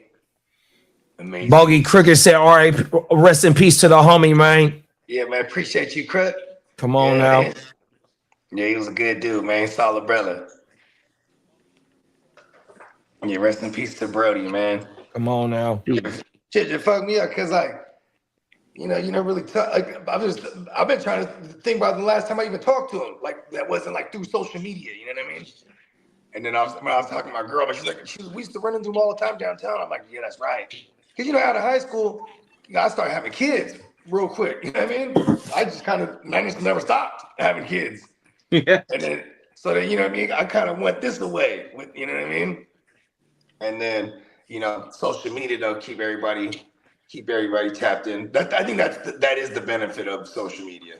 It's like, you know what I mean? Maybe it does ruin the interact. Like, for example, I might run into somebody, I ain't seen them in hella years, but I follow them on Instagram and stuff. So I'd be like, oh man, I just seen y'all came back for Disneyland. Like, yeah. You know what I mean? Like, it's almost like you know exactly what they're up to just because they, you know, most people, they post everything they do. You know what I mean? And then he was one of them ones, right? You know what I mean? He was always traveling too, doing his thing. You know what I mean? But yeah, you know what I mean? Now you know what I mean? He probably got it better than all of us right now, I'll tell you that much. You know what I mean? I bet you it's dope on that other side. Come on now, Bogey. Talk that talk. They say it is. I'll take their word. Yeah, top of the morning, Bakes. What up, Top of the top, big Bakes. Happy Friday, Bakes. Crooked said, if it's not too much and we make some stuff that's gluten-free friendly, please. Some peeps need it. Talk that talk. Oh, shit. And then Bakes said, my condolences, bro. Come on now. I appreciate it, Bakes. No, I mean, we just got to live while we in this motherfucker. While we are alive, we got to live. Peacock said the only safe lettuce is the hot and hell lettuce. I know, right? I was in the grocery store and thinking about that myself. I was like, man, I mean, do we really trust any of this shit? Remember, have y'all seen that shit about the Calophophorosopis or whatever, the little parasite on the on the lettuce and all that shit? They say it's getting in the water supply now. What the fuck? Oh my mama, that shit crazy. They said that shit was found at Taco Bell. Yeah, I saw that Taco. Oh, My wife goes, "No, we don't. I don't want to touch Taco Bell for about a month." She said until this stuff Man, passes. 5 motherfucking months. Not till next year. At least about to wait like 5 hours. No, we just had Taco Bell the other night. And after that story came out, I'm we just had Taco Bell. I don't mind it. And, you know, they fucked it up by getting rid of all their good shit. I remember in the 90s, periodically they'd be like, "Oh, it's a recall on all the spinach. There's E. coli found in it." You know what I mean? Yeah, E. coli was bad. This is kind of like E. coli, who the fuck is bringing E. coli in this motherfucker? You can get E. coli through the fucked up water if you're not treating water right. Because at my job, it comes from shit, which is the other. In my job, they gotta check the water every month. So they gotta they go doo-doo. They don't fucking clean their fucking hands, man.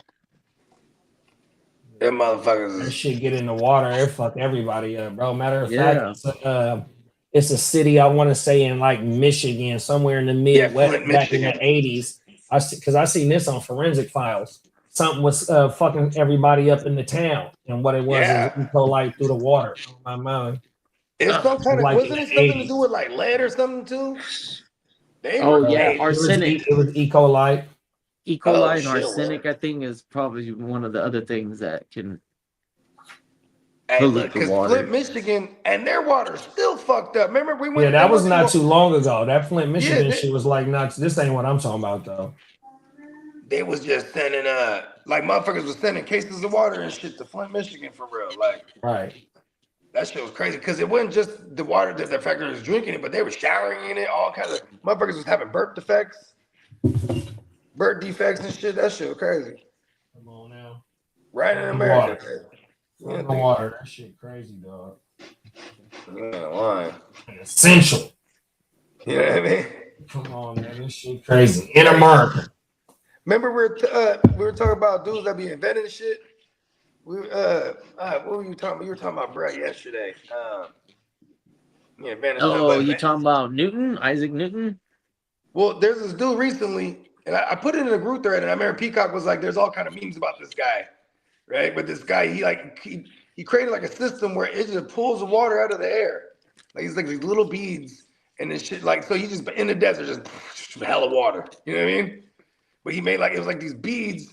They pull like the moisture out of the air, and then it converts it into water. Then the next day you have all these tanks filled with fucking water and shit. But I'm like, they're about to kill that dude. I'm like, that dude is not gonna last too long. Beck says soak your veggies that are on that list in white vinegar and water mix. 4 ounces of vinegar. Yeah, vinegar is a neutralizer. Shit, yo, I was thinking of something last night, JD. You know what we need a shirt for art? It says Master of Ceremonies. Come on, the MC, huh? Yeah. Talk that shit. MC art. Yeah. Come on now. Oh, that'd be cool. Master said it will lift the parasite from the veggie or fruit, but not kill it. You have to rinse it off multiple times. Yeah. Oh shit. That's the way that's probably in his restaurant. That's exactly what Filipinos they need to do. We make a double, right? And it's a vinegar-based joint, right? And like just growing up, it'd be like, after you cook the food, you put it away and put it in the fridge, right? But like a double, you let that shit sit out for like a day or two because the vinegar, you know what I mean? They would say, "Oh, it's fine. It's fine. It's warming up in the microwave. It's vinegar." Come on now. You know what I mean? I still say that shit to the same day. I mean, vinegar on the side with vinegar with some garlic too. Put that on everything, bro. Bake said the only thing that can kill the parasite is by heating the infected fruit or veggie to 158 degrees. Okay. Boil basically smelter it, throw it into the liquid gold. Yes. Peacock said he's gonna have to buy Art a 5XL shirt. I'm buying a bunch of shirts for the homies. I'm chunky in this video right here. I text Art this morning, actually. He said 3X. I'm 225 and he made me. What'd you say, Bogey? A 3X? Yeah, because I asked him what size shirt because I'm ordering a bunch of shirts for food. So, yeah, there he is. He's a great personality, great person. Come on now. When you hear him on the mic, and doing these interviews and handling his business. He's natural. This guy is as natural as it comes when he could take control of the show. Right.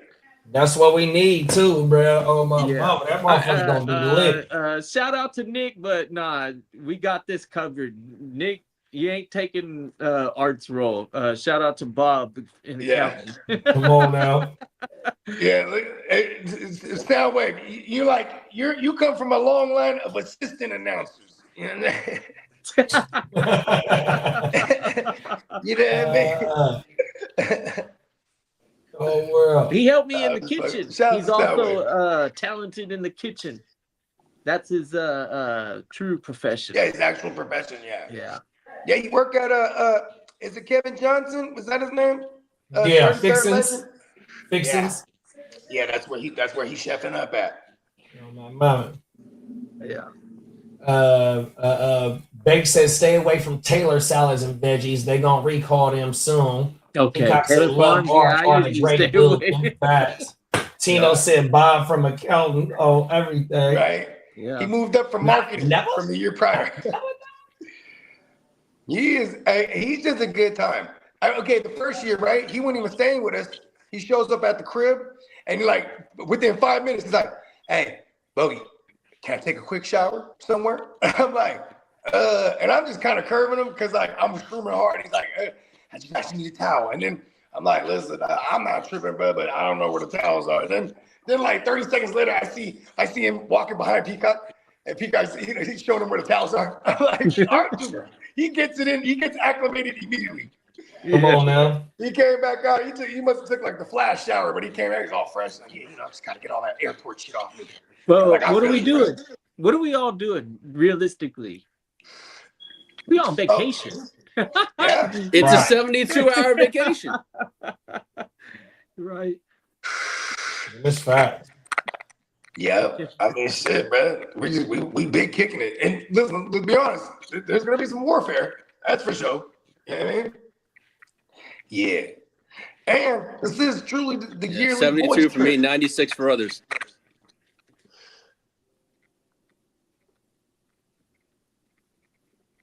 Damn. I wonder what the fuck I was talking about. I think Bog's Who knows? I think Bogey's hitting the Matrix. Yeah, Bogey. Peacock said I'm gonna take more fungi this trip than last time. Okay. We got half a secret. They pulled up this day second time pulling up on my mama. Shout out to half secret. 72 for you. We going to Vegas and breaking the bank at the craps table is the plan. Oh shit. Ooh. Oh no, fella. Yeah. I ain't no gambler, man. Yeah. Big bro said he lost them glasses I'm wearing in this video. That's fucked up. That's one thing I be hating about my drafts. It was like 3 drafts in a row where I lost a pair of glasses. All prescription, all designer frames. On my mama, I was hot. I'm just now building my frames back up. I only got 2 pairs of frames. Need some metas.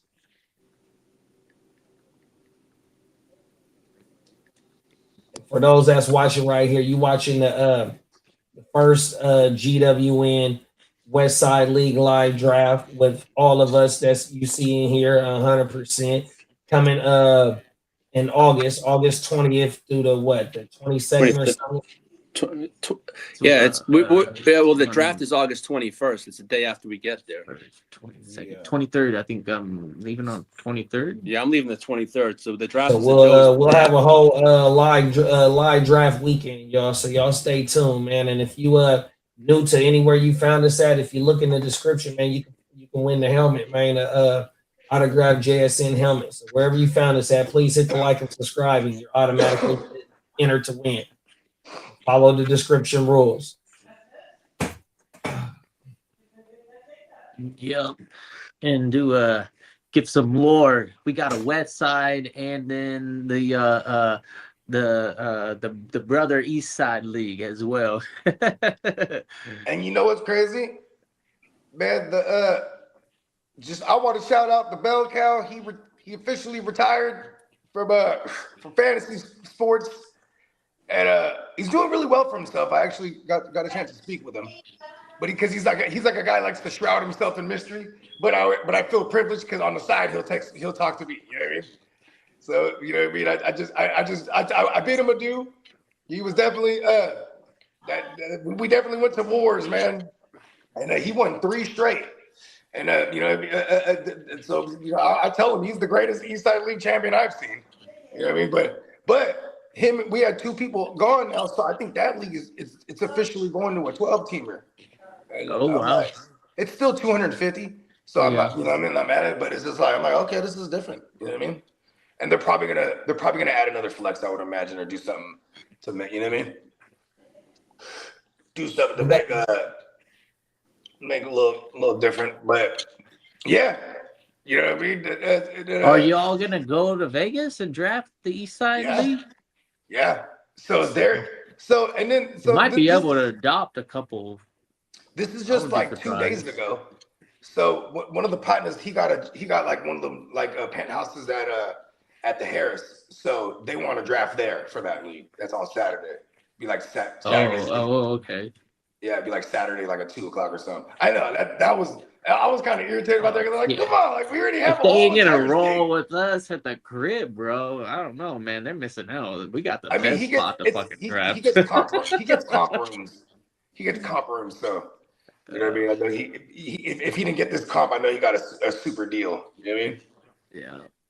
But yeah, shout out to the commission. You know what I mean? He's the commission is funny because he straight up was like, "Look, this is not a democracy. This is a dictatorship. We're drafting a Harris." Sometimes as a commissioner, I respect the commission. You know what I mean? Even though we have a whole entire mansion, you know, it's fine. Right. We're not doing his whole thing wars. is he wants to be on the strip. He was like, and the commissioner only comes for one day every year. You know what I mean? So the commission comes one day, does it extra big. Pause. And we always get on them too because I'm like, by the time y'all get there for the one day, we've already been like went through the ringer for 3 days. You know what I mean? And they doesn't sound like they've had quite the advantage the first years. Tino, he's coming out multiple days this year. I'm excited. Yeah. Tino, you rolling on? He's rolling up. He's rolling up with Diamond Joe. Hell yeah. Roll up, bro. Hey, we got a fantasy question. Shout out to Orange Crush, man. He said, how would y'all rank these 3 wide receivers? Zay Flowers, Teta Rosa, and Devontae Smith. I'm gonna go Ted, Zay, and then Devontae. Yeah. I'll take Teta Rosa first. I like what we saw from the rook. Yeah, Peacock said Ted, Smith, then Flowers. Flowers over Smith if his draft price is right. I think Flowers had what kind of offense you think we're gonna get out of 2 years? The last 2 years has been pretty solid from Flowers. Yeah, Flowers has been solid these last. I mean, he was WR7 last year, back-to-back 1,000-yard yards. He just don't get touchdowns. That's the only thing. 14 yards per catch the last 2 years. They run over 100 targets the last 3 years. 100%. No, Zay is definitely slept on 100%. He's averaged at least 12 points. His 3 years last year was 14 points. So yeah. Lamar doesn't have a lot of passing options when Mark Andrews is out there.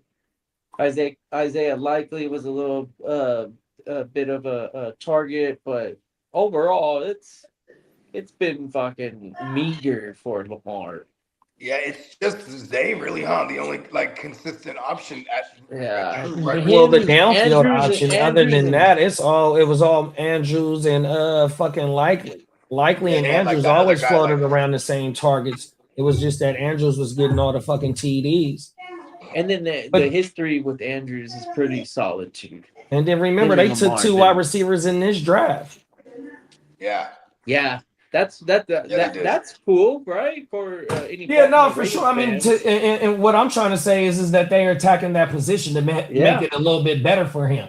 100%. 100%. Because I feel like he still is slept on. Not quite like, I would say, like Hurts is probably better than what everybody claims him to be. I think Hurts gets a lot of like hate, but he's not terrible. He's not great by any means.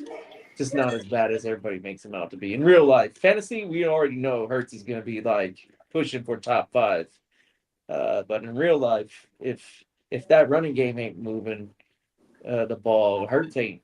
You can't rely on that guy to win a game, dude. Come on now.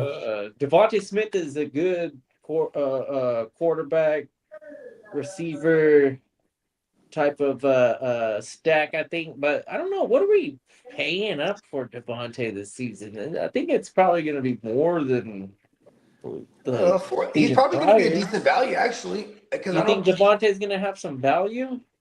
Yeah, like for example, I think people are going to take the Tets and the Zays over him, like just in the draft, and like unless like people are really convinced like removing AJ makes Devontae jump up a bunch. Like I don't know, I don't really view it like that. Yeah, they are all each team's respective number 1 receiver. So yeah, you're talking about the same range. Right. At least whoever has the first pick definitely has their option between these 3. Yeah, and I got more faith in Zay Flowers quarterback than I do so too. The last Devontae. 2 seasons have been pretty nice. I think he's being a little discredited for his production. And Peacock, he does say that like he's a little bit inconsistent. It's just the volume, I think, too. Yeah. Like. I mean, if you're thinking about Baltimore, right? What's consistent about Baltimore? The run game, right? Yeah, the run game. And like, with the new regime there, I feel like that's probably what we should expect to still be the same, that they're going to run like shit with Derrick Henry and Lamar. And then make it easier for Lamar to see them motherfucking passing lanes because all the defenders that's allocated to the fucking run game, especially when they do their RPOs or they play action. It sucks the motherfucking defenders up, especially the mid-levels ones, and that's where we get them creative passing lanes 100%. Yeah, because let's be honest too. If Lamar, when Lamar is healthy, he's in the MVP conversation. You know what I mean? Like when he plays a whole year, he's in that conversation. You know what I mean? So, I mean, shit, he got 2 under his belt already. Arguably, he could have 3. Does he have 2, 3? 2. Should have had 3, but they gave it to the style. Yeah, got him his first one. Yeah, it's crazy. Those guys, one thing that those 2 QBs have in common is they definitely carry the whole team. You know what I mean? Miss facts. Like, I mean, Buffalo, they can turn their defense around somehow. You know what I mean? Like they're always cooking on offense. Same thing with Baltimore. Their defense has been hooped the last couple of years. You know what I mean? It's just reputation at this point. Peacock said they are literally the same. I think Smith has a path to more targets now, though. I would just say the only thing I would say to that is that Wicks, Eli Stowers, Hollywood Brown, and then the boy they drafted, Lemon. Oh yeah, Mekhi Lemon. That's 4 new people that they have brought in, bro. So they obviously trying to find the good mixture as well. So what I mean, he definitely they number 1 over there. But we going. This is our first year seeing it without AJ, as well as they're bringing in a new system as well. 100%. I guess if you look at the first year, Devontae Smith's rookie year, he definitely had like 900 receiving yards. Then the next year they brought in AJ, right? So like he did have 1 year that we can lean on. Where and I want to say he caught like 8 touchdowns that year or something like that as a rookie, or maybe 6, something like that. Because I know he had a game where he hit for like 2. It was like a championship week. I remember because I had him. That was the only time I ever had a kid too. Shout out to Devontae Smith though. Shout out to Devontae. I think since his rookie year he's managed to keep on like 15 pounds. Because he's like, or maybe he's trying not to be. He's trying to be buff Batman now that AJ gone. Yeah, because I think like he came in the game like $160, and then like right now he's like $185 or something like that. I'm buff Batman. You got to replace AJ Brown somehow in line for shit short. 100%. All pro wide receiver, top 10 in the league. 100%. You gotta do it somehow. But he sure made it easier on little bruh by being on the field. I mean, we've seen these instances where okay, Josh Allen when they got rid of Diggs, like he had his MVP year. You know what I mean? And maybe you'd argue because he had to do more, or it was just like, at that point in his career, now he's making the receivers. You know what I mean? Maybe that's how you feel about Jalen Hurts here. Plus, with all the disgruntled shit behind the scenes, AJ's reading a book on the fucking field. You know what I mean? Like, we saw the writing on the wall. They were going to get rid of him, and you know what I mean. And they definitely drafted somebody before they got rid of him. So that even more telegraphed it. Like, okay, they really are going to move on from him. And then, but call me crazy. I'd rather just take a way cheaper shot. And maybe hopefully there ain't too much hype to inflate his price. But I'll take a shot on Lemon. They talking about he's going to play predominantly in the slot. He might, and you know what? The way that offensive line was last year, and they had, he was again have to get the ball out quick. You know what I mean? Maybe we got something cheap here. Maybe it starts off slow, but you know what I mean. Draft him in the first round. Fuck it. Peacock says Smith becomes the de facto WR1 on the team. He's had 8, 7, and 7 TD years. Last year was down at 4. And it's because the offense was down in its entirety. Yeah, that's not bad. And he's been doing that since his rookie year. Good shit. I don't know that. And I mean, he is paid too. And they're like a really well-ran organization when it comes to how they spend their money. So I feel like, now they're like, all right, get rid of AJ. And then fucking, you know what I mean? We got Devontae on a moderate bag. You know what I mean? Then they drafted the kid that's essentially probably going to be, groomed to be the number 1, right? Is Lemon a guy that can play outside, or is he? Because when they say he's going to play predominantly in the slot, is that just because that's what he did in college? That I'm not too familiar with, bro. I wasn't really up on. Because I remember with Justin Jefferson.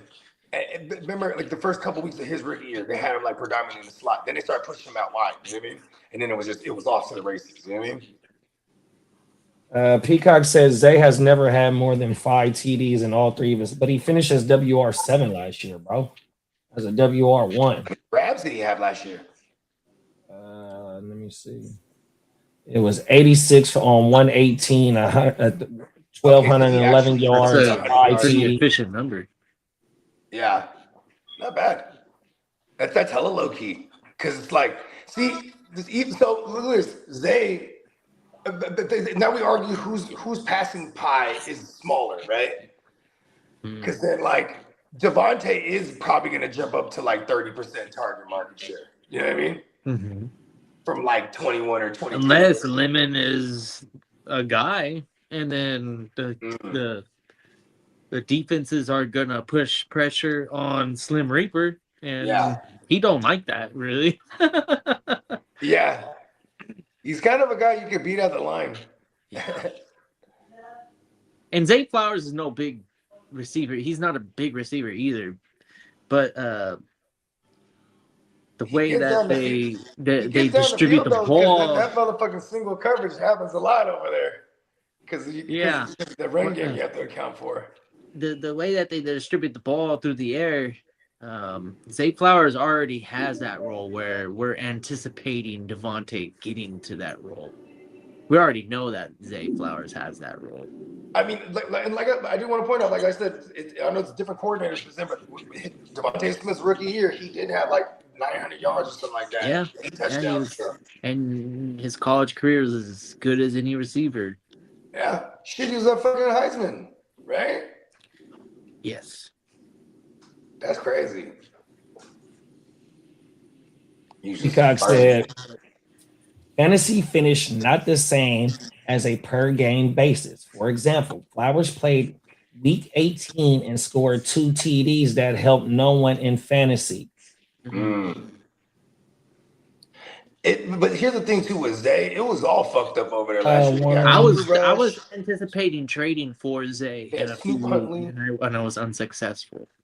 I was trying to make moves to acquire Zay in trades. Didn't someone just sign Zay? Hey, but see, we want to speak on a per game basis. He only had 3 single-digit games. The first one was in week 6, 8.6. The second one, first one was in week 3, 3.3 points. Week 6, 8.6 points.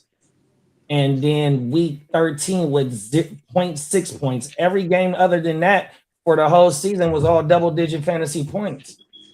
I think what's cool is he was startable damn near the whole season. I think the Eagles and the Saints have a similar situation on their hands where they have, in their minds, a true number one, but also they just drafted a rookie that could potentially outperform the veteran. Yeah. I don't know if it's right away, but Tyson is definitely a talent. And then Lemon, he's pretty good too. I wouldn't be surprised to see that those rookies eventually start to make an impact on their respective teams. For us fantasy managers, I think we should temper expectations out the gate for rookies always as redrafters. We probably need to throttle all of even Carnell Tate and to some extent Love, but probably not so much Love. I think Love is safe. But everybody else, Carnell Tate's in a wide receiver room that's pretty crowded. Lemon is in a wide receiver room that's got an alpha already. And then same thing with Tyson. He's got an alpha already. And then a solid tight end. And but they're going to have to earn their roles more or less. You know, nothing's given to these rookies outside of maybe Love.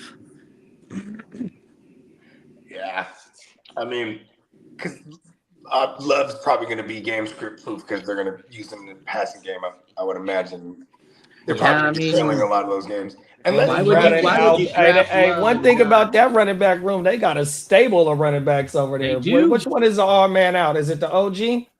I think or is it Benson? Benson is the odd man out, Kitteh? Yeah. I think Connor's got more of a shot. DeMarco's probably out of there too.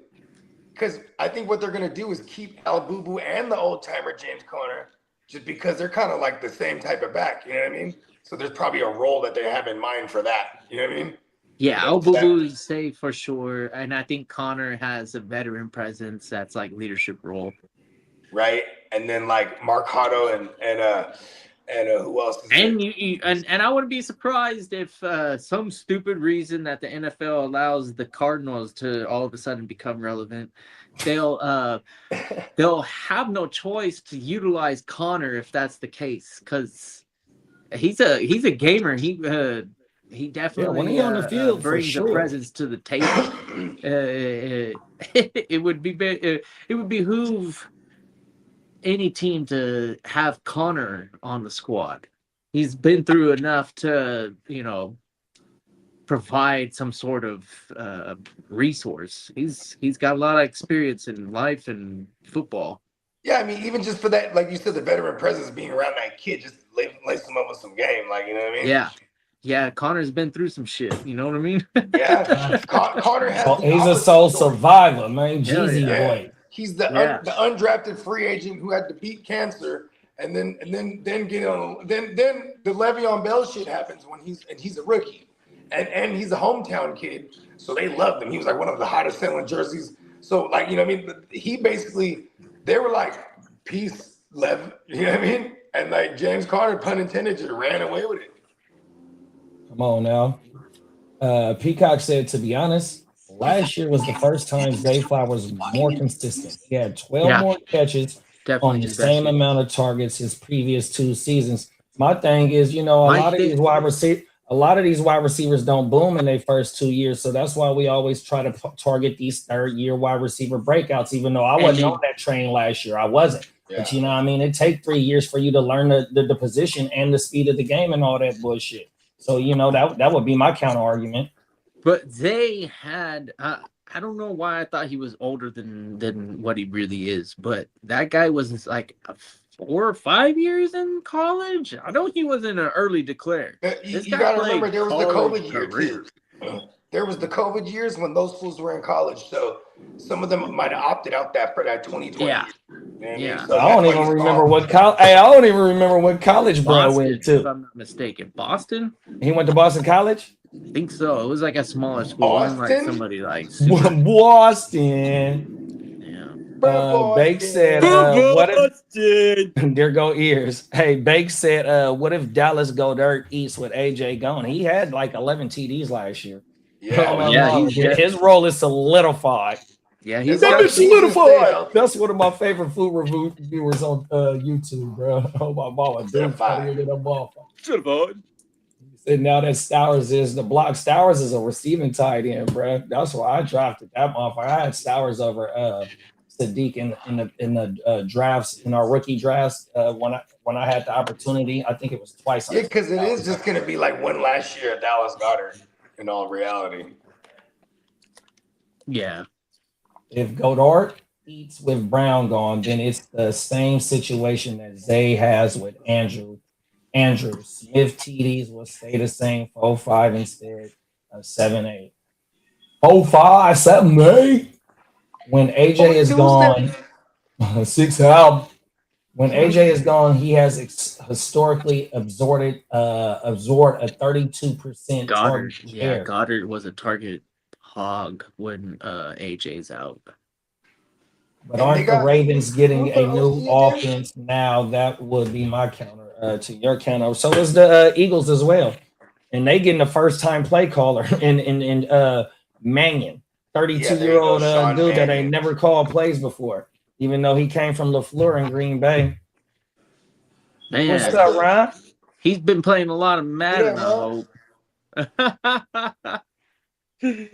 Ravens' new OC was a tight, so they promoted within.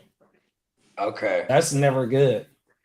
Well, I mean, it's a new time head coach. He wasn't a draw to any of these coaches, so he probably just like, look, they say you're good, you can stay. So he was left over from Harbaugh's staff, or he was brought in from with the new staff. Oh, okay, yeah, that's a good point. No, I'm asking. I don't know. I don't know who the LC is. No, I'm with you because I don't know if he came from Harbaugh's staff or which Harbaugh staff did he come from, right? I'm gonna Google it. That could be a real thing too, like where he's like, look, you know what I mean? He tells John Harbaugh could have been like, Brad's a good coach. You know what I mean?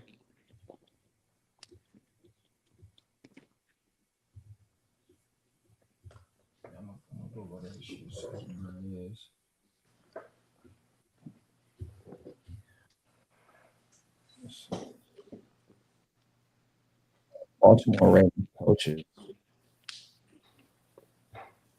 We got Jesse. Oh, we got Declan Doyle. Yeah, we have talked about, bruh. Yeah. We have talked about, bruh. Deacon Doyle. Declan Doyle. The Deckler. Yeah, I'm not here. Let me now let's go to his Wikipedia. We'll go to his Wikipedia and see what his coaching career looks like. Oh, let me take that shit off the commercial. There we go. Declan.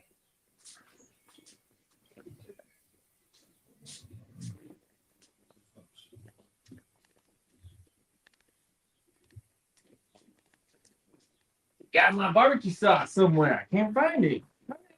Barbecue sauce. Okay, here we go right here. New Orleans Saints 2019 to 2022 offensive assistant, Denver Broncos 2023 to 2024 tight ends coach, Chicago Bears 2025. Oh, he was the OC under Ben Johnson. He got Ben Johnson capabilities. Okay, now he's the OC. So he's Sean McVay 2019 not Sean Payton 2019 to 2022. And then he's back under Sean McVay. Sean Payton in 2023 to 2024. Then goes to Ben Johnson as the OC. Now he's the Ravens OC under Lee's former defensive coordinator. This is his coaching history. Okay, new. So yeah, Mannion. Yeah, facts. And he comes from LaFleur. He was from Green Bay last year.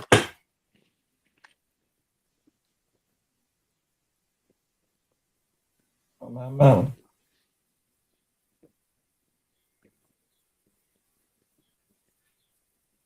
It's got to be getting towards the end of the draft. Oh no, this is still the middle. We only an hour and 45 minutes in.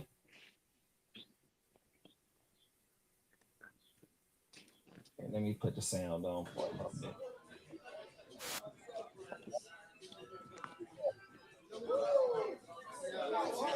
Shout out the song, man.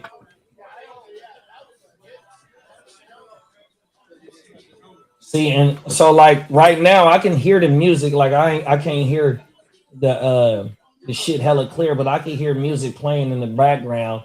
And when we after the live ended and we all came home, they started hitting us with flags. Certain shit, they didn't take certain shit out. We had to clear all that shit up. And I don't know what song is playing, but I can hear music in the background. That shit is crazy. So if there's anybody that's new to the channel, wherever you found us at, if you look in the description here, let me get it out. So what we're watching is our first draft, Westside League, GWN League, Westside Live Draft League.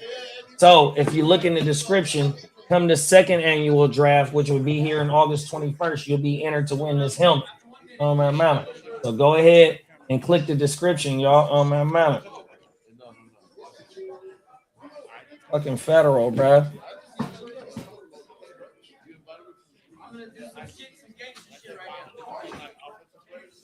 Yeah, one of the homies was like, "Man, who is that in the Indianapolis Colts jerseys?" We said, "Nah, that's a Jets jersey, man."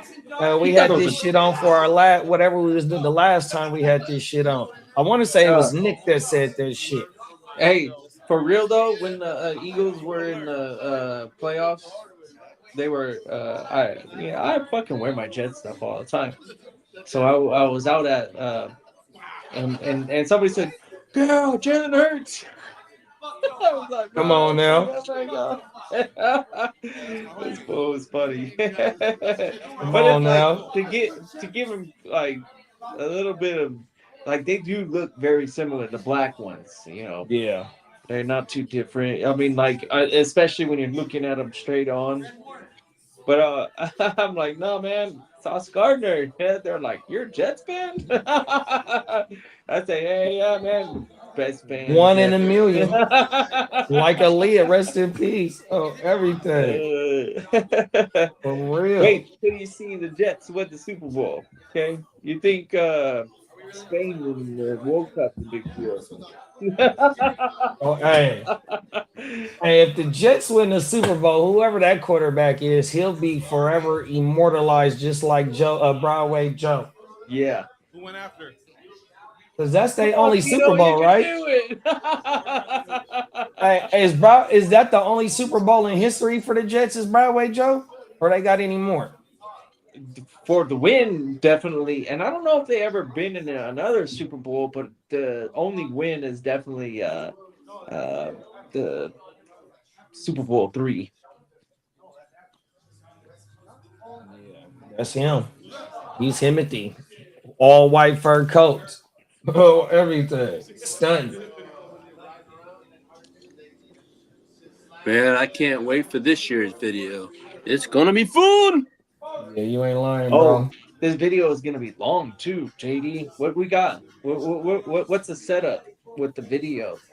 I know you got all the production hardware and software, and I remember like we were thinking about doing like a 24-hour joint. Are we still thinking that? So if we do a 24-hour joint, only thing we would have to do, since it's 4 cameras, at maximum use 2 cameras. I would say maybe 1 because you get like 6 hours out of each camera. So you would just have one main one to do a 24-hour joint. You know what I mean? And you just rotate out. You know what I mean? Once the batteries start getting low, we fire the other one up because it'll fire right up to the joint. You just add that bitch, plug that, boom, boom. Yeah. Hey, all you gotta do is turn up when we go live. How about that? Yeah, wherever you found us at, man, just click that bell button, especially if you want to get entered to win the motherfucking helmet.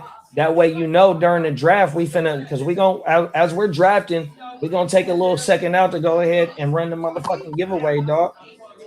100%. Oh my mama.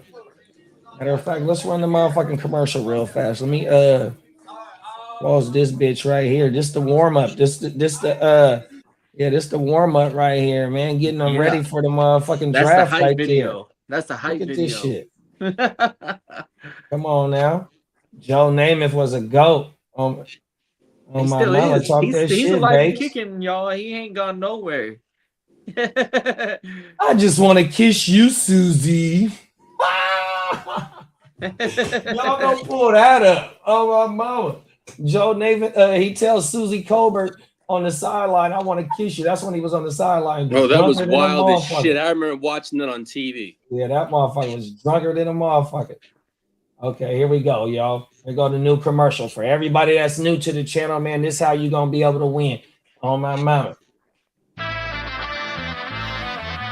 What's good, gang? It's the Guchinni representing the Hard to Start podcast. Tapping in to remind y'all that coming this August 20th of 2026, the second annual GWN, the Westside League live draft weekend will be popping off, man. You will see all the cast of characters that you see live on the GWN every day. You'll see a lot of people that's in the chat every day on the stream, and then you'll see some of your favorite content creators that you've seen us make content with in this conglomerate that we call the GWN 100%. So what you need to do is go ahead and like and subscribe wherever you found us at, and if you screenshot that you subscribe, we are giving away multiple giveaways during the live draft. 100%. We will be running our regular scheduling program. Thursday night will be Playmakers. Friday morning will be WYGU. And then later on that Friday will be the live Westside League second annual draft. And during the draft, we will have multiple giveaways like this right here. This autographed mini helmet of Jackson Smith and Jigba Super Bowl helmet. Here over at the GWN in the Hard to Start, we putting up championships on the wall, and we want to bless the people that rock with us who putting up championships on the wall, you know what I mean, with some of these little special items to put in your man cave, your she cave, you know what I mean, whatever it may be. But yeah, make sure you go ahead and like and subscribe, because that's all you got to do to be entered to win this helmet. Click that bell, and then tune in to the second annual GWN live Westside Fantasy Football Draft Weekend. 100%. Peace. Shout out everybody that got ran over in my way. Feel low and I'm mad sober flipping way. Send them things down the interstate. I'm in the It's a cold world out here in these fantasy football sheets, man. Shout out to the motherfucking Neon Peacock merch.com, fella, man. 100%, man. Part 2 coming too, man. On my mama. Battle roll shit, bro. And unlike the Madden curse, you know what our giveaway last season was? Cold that world. Ain't no curse, bro. Cold world, bro. This might be something to look out for. I need to go find that video. JSN season again. Oh my mama, I need to go find the video of the homie. Damn, what's my boy? Nelson. I think his name is Nelson that won the motherfucker. So we gave out the Trey McBride. It was Nelson. Yeah, it was Nelson. Yeah, we gave out an autographed mini Trey McBride football. Trey McBride, that's right. And that's a round 2 target of my personal preference. The most comfortable taking McBride in the second round. Come on now, big bro. Easiest fucking second round pick for me right now. That motherfucker was like the 3rd or 4th target getter in the league. Not at his position, but in the league, bro. Yeah. Oh my mama. Back-to-back years. If you appreciate position superiority or elite or whatever, McBride is as good as what Josh Allen? No. Who was the one that separated the most? Was it the RB1 to the RB2, or was it the QB1 to the QB2? Let me see. Definitely wasn't the WR1 to the WR2, because fucking Buka and JSN were like neck and neck. The QB1 was Allen, and he had 374, and Drake May was 359 at second. And then that tight end, it had to be the tight end. That's what it was, Kitteh. McBride at 315 total, and then Kyle Pitts at 210 total. Yeah, and then there was another. What was the RBs? Was the it RBs was 416 by CMC, and then 370 by Guchinni. Okay, Guchinni. So CMC, shout out to CMC. Oh, JD. Man. Remember yesterday, Marco had a fantasy question? That fucking run. When we look back at our fantasy careers, we're gonna say CMC is probably a GOAT. Yeah, he's a fantasy GOAT, bro, for sure. Yeah. Marco had a fantasy question yesterday in my power hour, and I'm like, God damn it. It was a keep one and a drop one. Oh, there go Marco right there, too. You just smoked him up. Shout out to Marco. Look at Lee. Look at you, Lee. Okay. Do you remember what it was, Lee? And it was a fantasy question, and it was during my power. You know, I get focused. I'm like, oh, shit. Marco, shoot that question you had for me in the power yesterday. I told you to ask the fellas on the panel. Oh, I think I remember it. It was keep one, I think. Brenton Strange, Pitts. Brenton Strange, Pitts. Fuck, now I can't think. It was Pitts, Fannin, Strange, and Hawkinson. Oh, yep. There it is right there.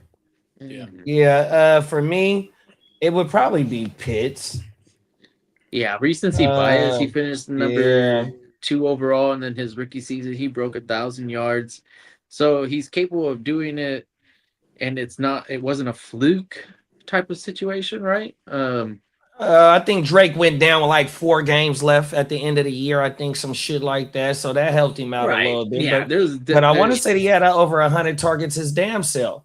Strange has got a lot of the room is crowded for Strange.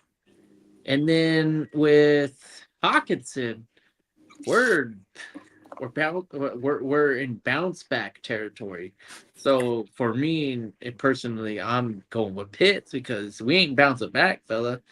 We just kind of trying to get at least back to where we were and hopefully improve. Which here it is, Kitteh. It says number 2. It says Pitts, Hawkinson, or Strange. You have to drop one. Pitts, Hawkinson, or Strange. You drop one. Oh, drop one? Oh, drop one. Oh, yeah, it's Hawkinson. Yeah. That's who I said on the power. It was Hawkinson. Oh, yeah. And even Tino said it was Hawkinson for him, yeah, too. There you go. There you go. Pitts. Yep. You definitely got to drop Hawkinson, big bro. Or try and trade him. Try and get something for him. Yeah. Add something with him just to sweeten it up. You know what I mean? Add some bullshit to him. Another depth piece for somebody.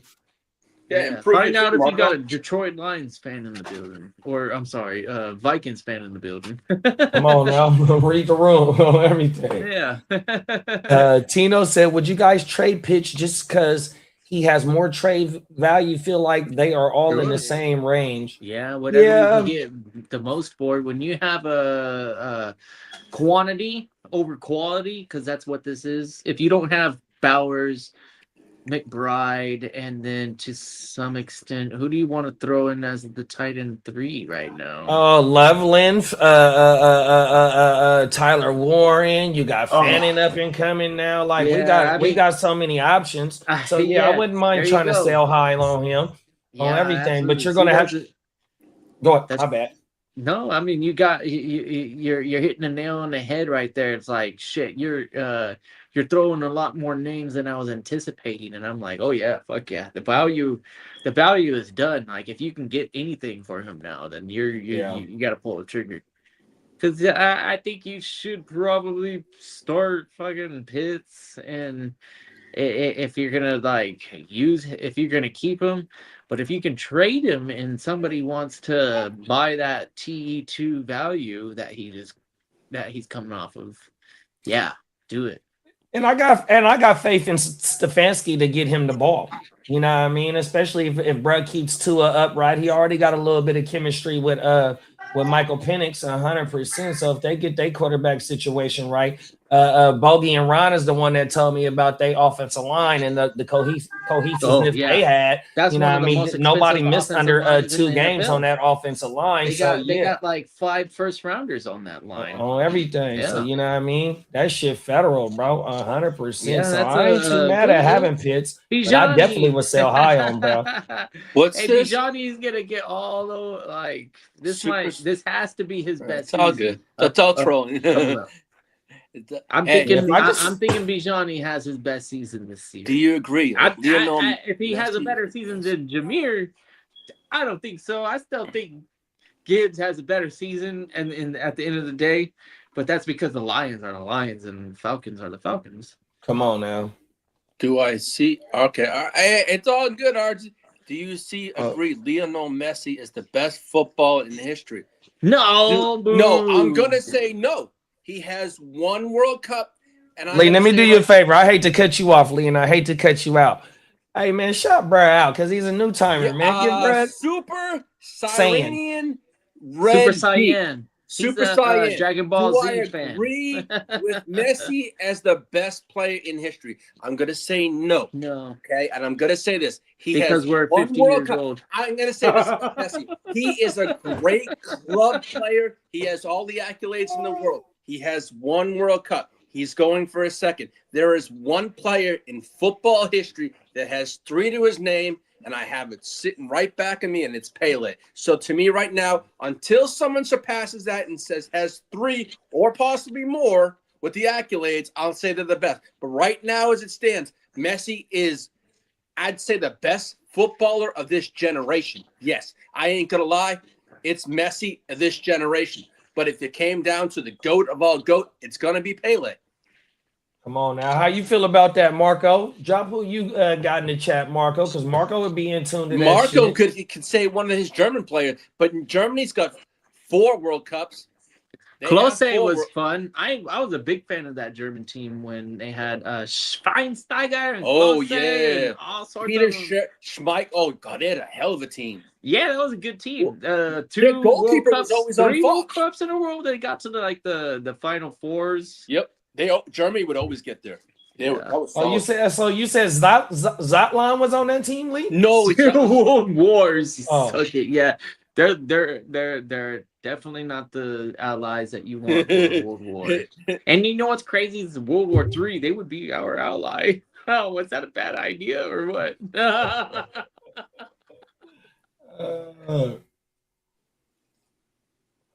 Fuck yeah. Yeah, I Marco, that's just personal opinion. When you look at you saying the GOAT, you got to say it's just like saying Michael Jordan's got 6 rings. Pele's got 3. You're looking at Messi has 1, has possibly going for 2. You can say he's the best right now, but best of all time, I can't put him in that category. But I won't say he had when it comes to club and what he has in club. I mean, if he wins the World Cup, he's going to probably get the best soccer player of the year too. The I got a question for you. He will get that Ballon Award.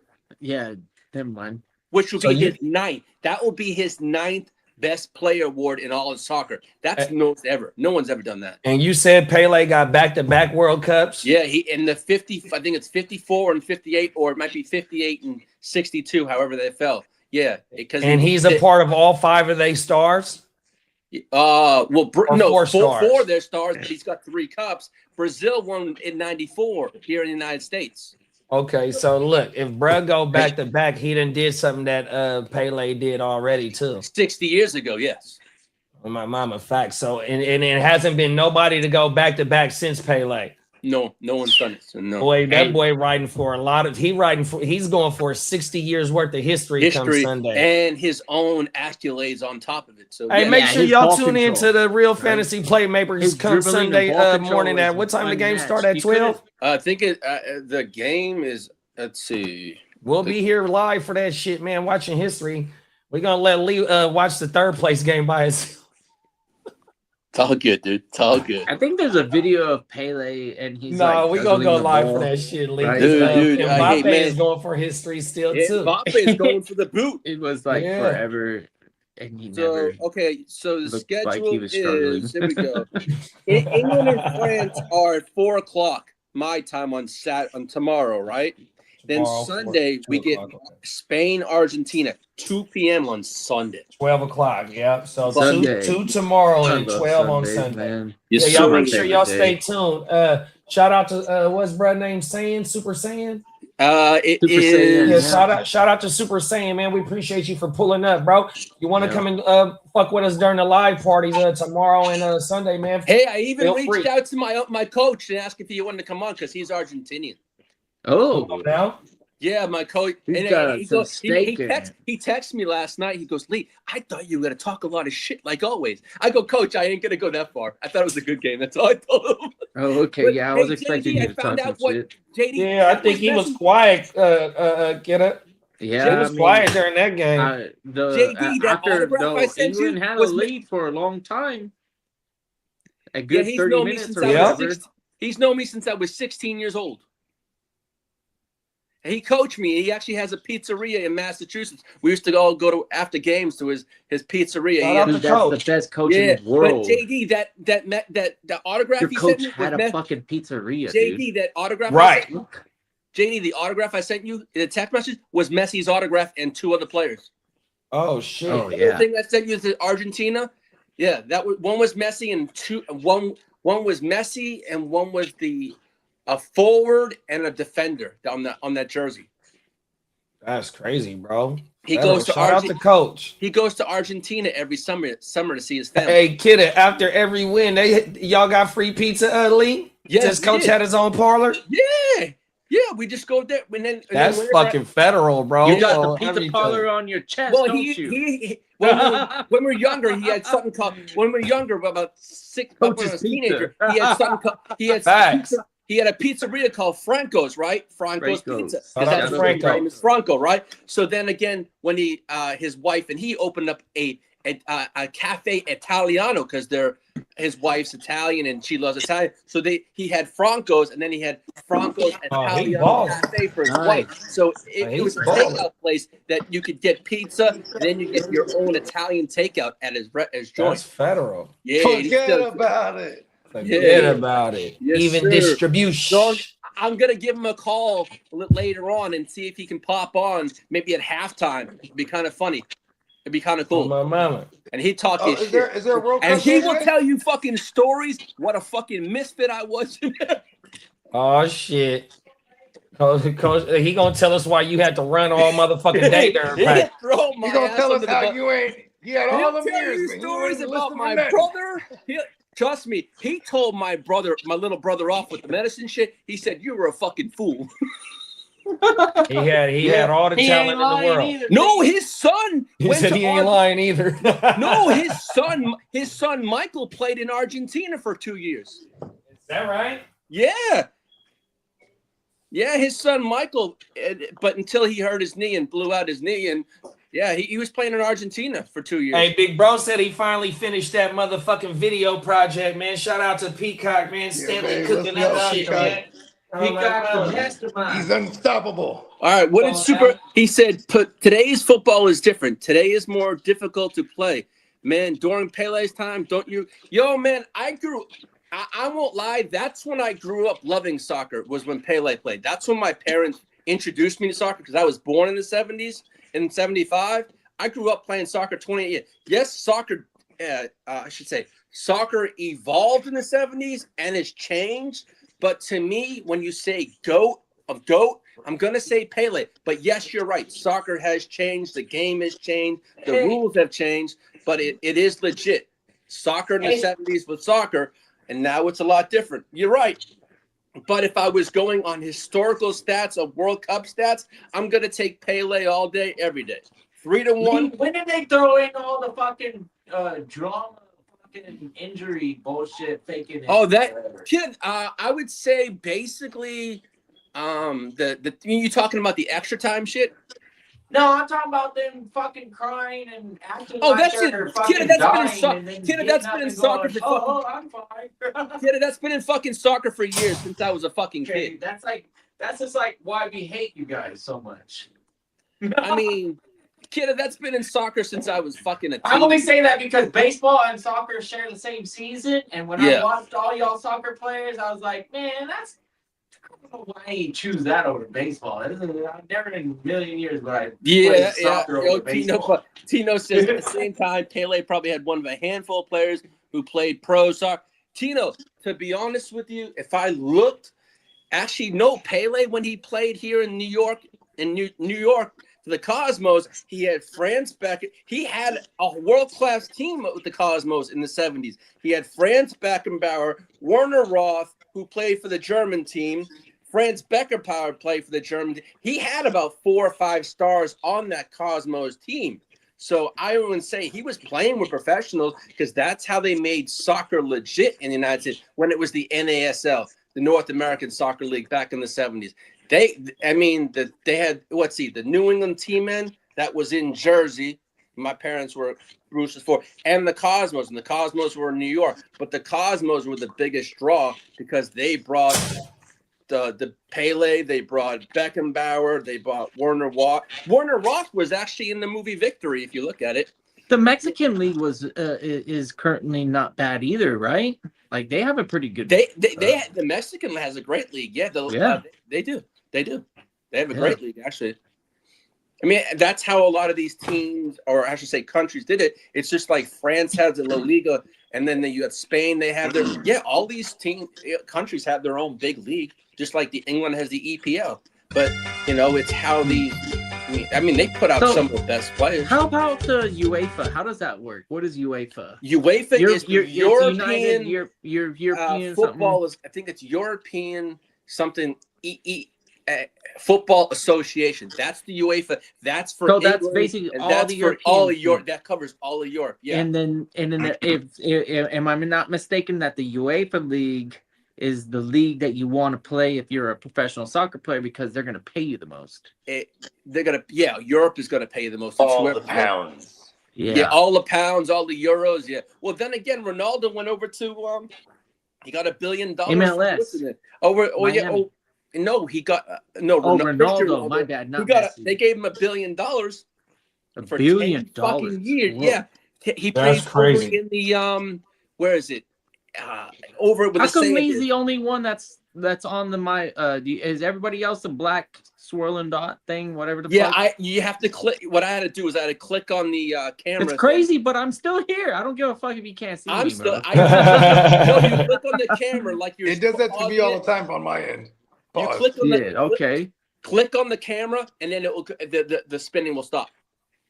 There you go. There it is. There you go. That's all you got to do is click on the camera. Well, I see Jay spinning, and I see Bogey spinning. We got an IT professional in here. Hey, Lee, it's a question for you right there from Tino. Yes, who was the best soccer team ever? It's got to be a Brazilian team, right? I'm going to say, if you were talking about internationally, it's going to be Brazil. Brazil will be all because they have 5 World Cup, but Germany has 4. Argentina's got 4, and they're approaching. Actually, Argentina has 3. I apologize for that because you look at the jersey when you have the stars. Argentina's got 3, and I know Germany does have 4, and then you have Brazil at 5. So you right, but Brazil's always in it every single year in the World Cup. But as I said, but those countries, if you look at it, have the best of the best. And that's what and paper doesn't matter because on paper, France's team this year would have been one of the goats. And they're already Vegas is betting favorite. Vegas is betting favorite. Hey man, the only thing that Brazil's got is a fine looking women. There you go. Well, I know as a real young cat. Oh world. That was a dream of mine. It was like scored with something that was had the nationality of Brazil in them. Come on now. Oh world, boy. Because they actually have a procedure named after them. But what's funny is like I don't know if it's because it's after like what they do or because they're trying to mimic them. You know what I mean? Peacock says Brazil hasn't done anything in forever. Yeah, they have. Are you trying to mimic 1994? I don't think all of them be doing that. I think that might be what you trying to be looking like them. Right? Is this what the BBL's about? Do you think soccer in the United States has become more popular in recent years? Because do I feel it's become more popular? Well, if you look at soccer, probably was in the 90s when the last time the Cup was here, was the fastest growing sport in America. with the most kids playing. But you know what? Yeah, they do have a good kids organization. Shoot off again. Like I think I got to give credit to soccer. I don't know how much it costs. It might be like baseball, where it's ridiculously expensive. But for the most part, when you were a kid and you had a household that could push you into the club soccer, that was the most beneficial for you going into college. If I can tell you how much, like if you were playing club soccer, like you were almost guaranteed a soccer scholarship somewhere, bro. Well, you I wouldn't say guaranteed, but as JD would tell you, for his son's on the club team, that shit's expensive. I told JD the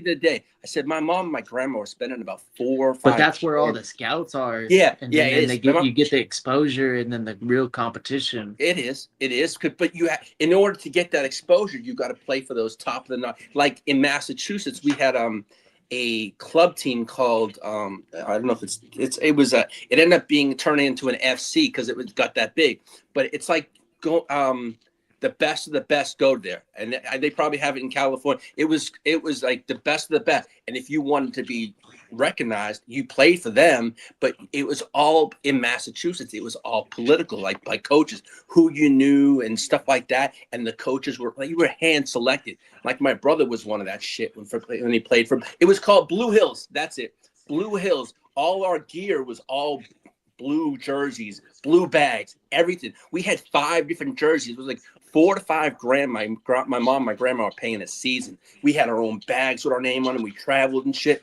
But that shit got expensive. You ain't lying. And that's back in we're talking the 90s. I could only imagine what club soccer plays for now. It's got to be outrageous. I wouldn't want to know what JD paid for your son. That's got to be cold world. You ain't lying, bro. Cheap. And that's when you say, my mom would say, "Oh, I'm pushing you. If I'm spending this money, you better get a goddamn scholarship." Yeah. Oh, for real, bro. I'm trying to tell you, dog. She goes, "If I'm gonna spend this much money, you better goddamn get something." I'm telling you, bro. As long as it's school, that's it. That's the first step. Exactly. Right. Exactly. But yeah, my grandma always made sure my grades were first, because if we didn't have the grades, we couldn't play in high school. Because that's what our coach would look at. If we slipped below, I think it was a B or something like that, we weren't playing, because he'd check our grades. And what the hell are you talking about? Am I playing? No, your grades slipped. I'm like, oh shit, you serious? Right, because that shit is all year. Yeah. So yeah, I fuck that shit. Bogey said yes. Bogey said the BBL stands for the Brazilian butt. Shout out to Ghost Monkey. What's up, big bro? What's up, man? Everything. France has 2. I think Spain has 1. Yeah, Marco, France has 2. Spain has 1. Last time Spain won was in 2010. That's their only World Cup is 2010. 2010? Yeah, 2010. But this is I don't think they ever had a World Cup where it was the 1 and 2 versus each 1 and 2 in the rankings against each other. I don't recall it. If it is, it's been a long time. Because if you look at it, if Messi scores, it's over. But now Mbappe has to add on a goal and a couple assists. So if he wants that golden boot. Salute Marco and Ghost Monkey. Shout out to Derek. What's good, gang? Yes, sir. Shout out to the motherfucking chat on this beautiful Friday. Happy Friday to everybody, man. 100% appreciate y'all for pulling up.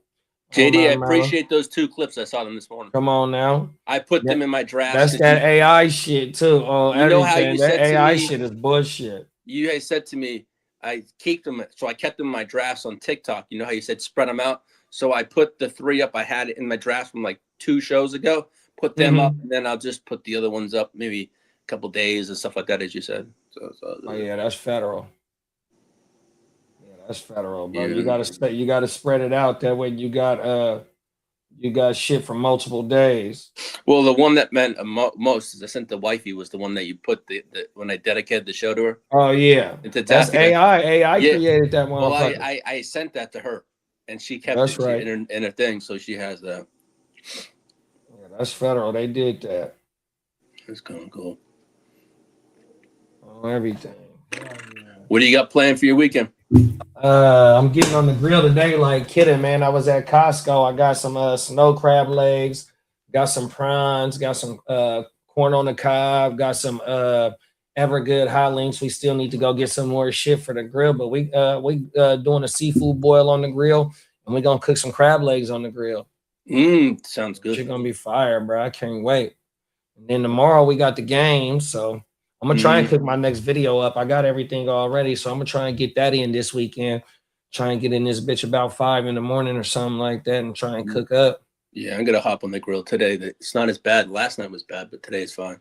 It was hot as shit out there yesterday. I wanted to get it there last night, but we had like 50 to 60 mile per hour winds. Oh, the wind. Yeah, the winds is what gets you because I'm on the corner.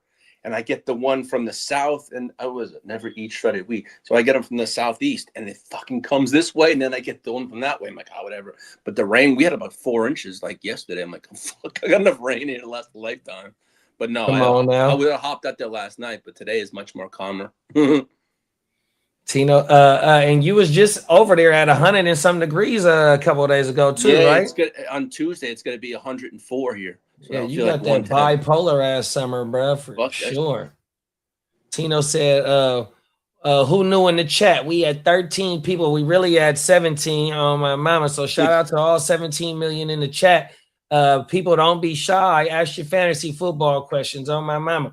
If you is new to the chat, we appreciate you 100%, no matter where you found us at on my mama. If you got any fantasy questions, Lee is our resident soccer enthusiast, 100%. You know what I mean? We will be live tomorrow for the third place game. We will be live for the first place game and second place game on Sunday.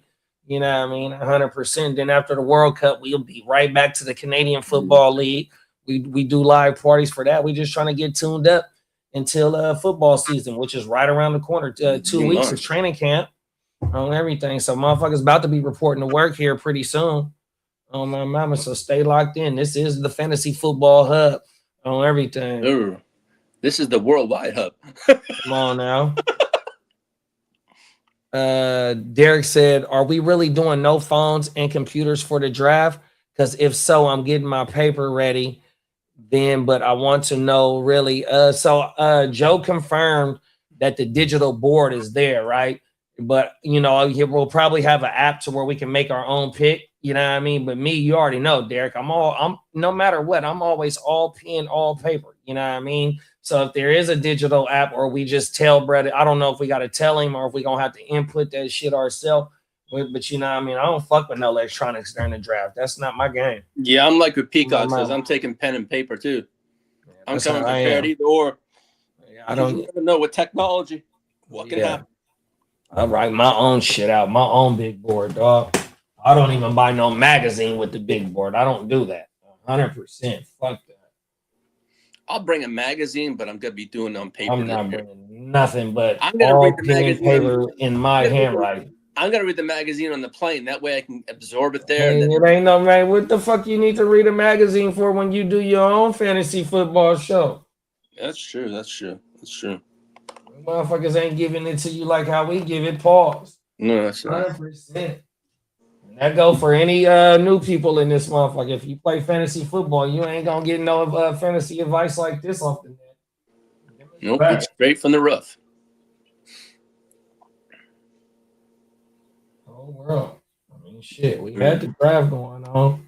Oh my mama, I can't wait for the new joint. We right around the corner. What you say? 35 days? Yeah, it's like 35 days. Yeah. Oh my mama. Pen and paper.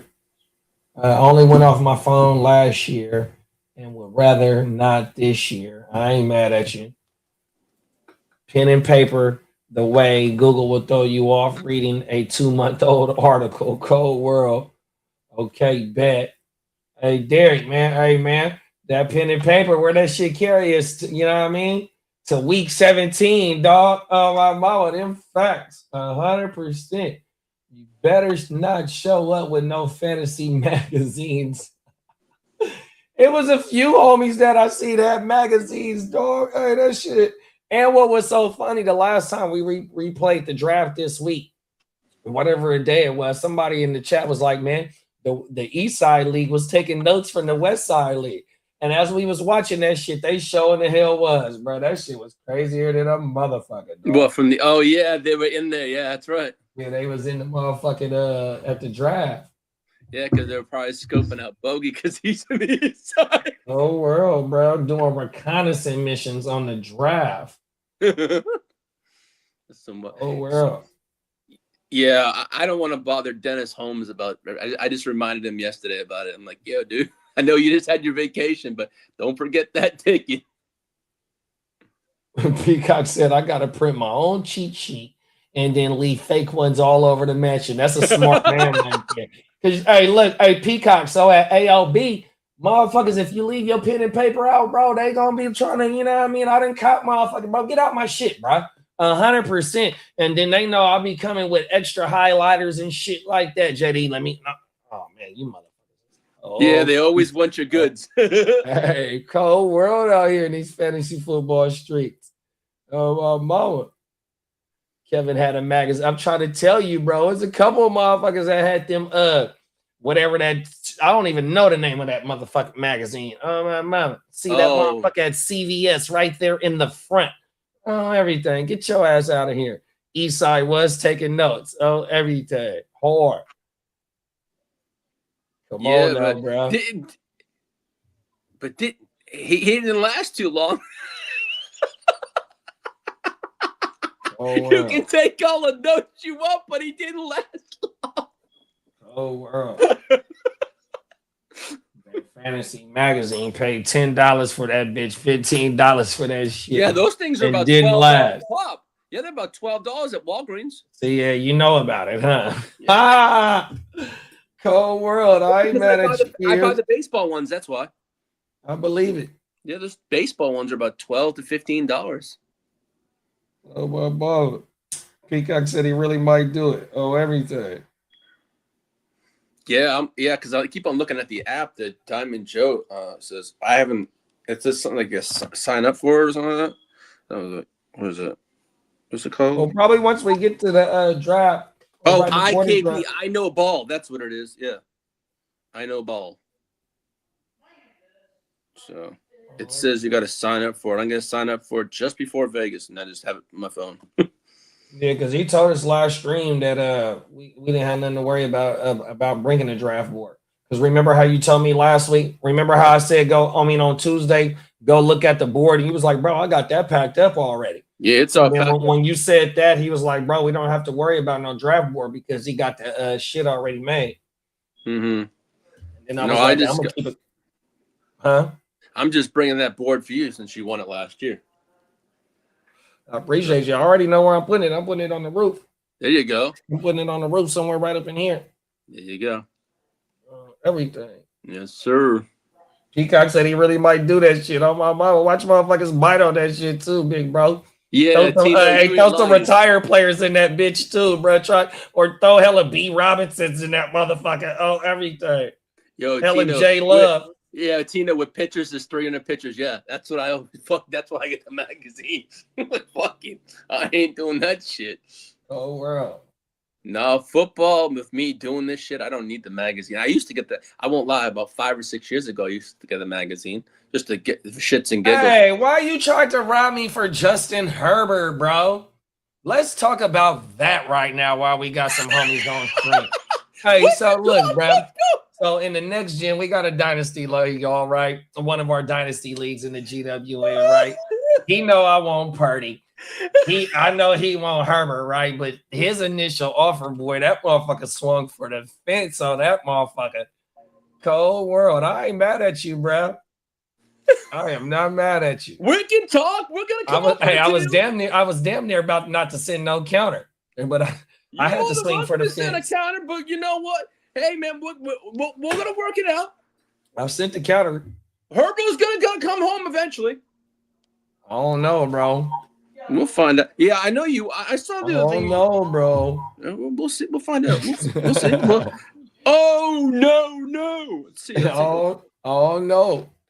It's going to come down. Hey, it's going to come down to week 1, probably. Probably is. Or sometime during the season. I don't know. Oh, you're trying to take the stack. Oh yeah, I need that. If I'm giving up Herbo, I need something in return. Ain't Herbo the better quarterback than Purdy? They were both even.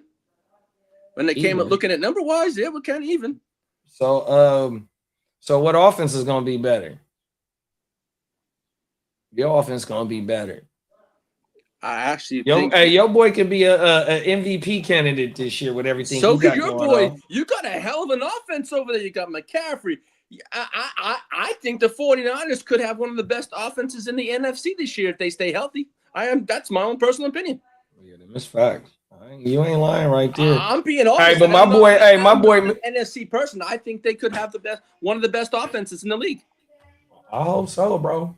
So I'm not discounting your team, nor am I discounting my team. I really do think that. And I looked at the previous offer you said. I go. He wants to stack. I'm like, well, let me look. Do I want to give up that stack?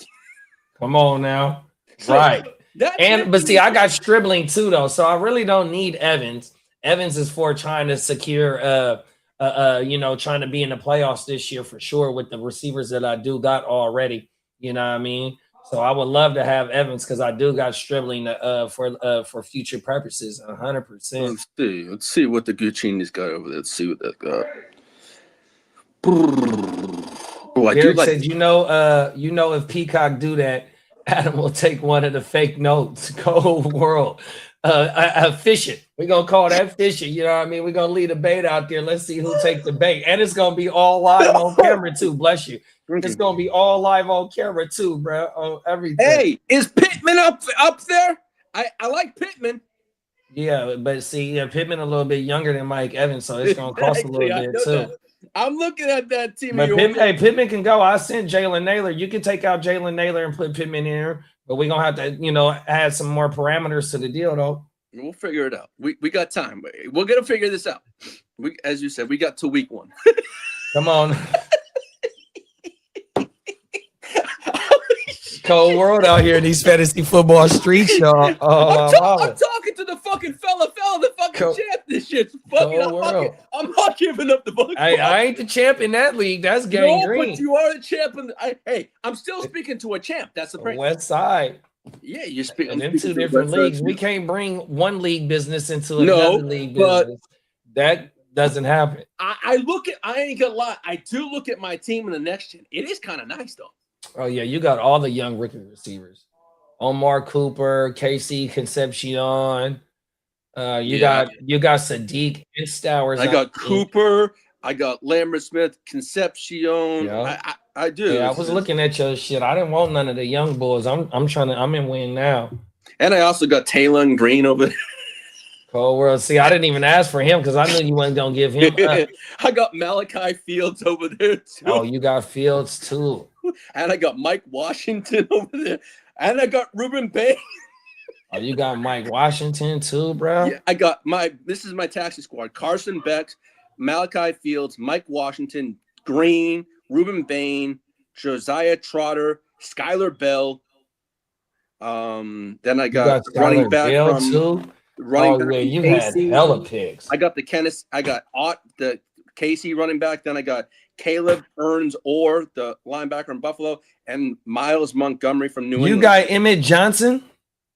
I do have the Kansas City running back? I do have him in a couple leagues, yeah.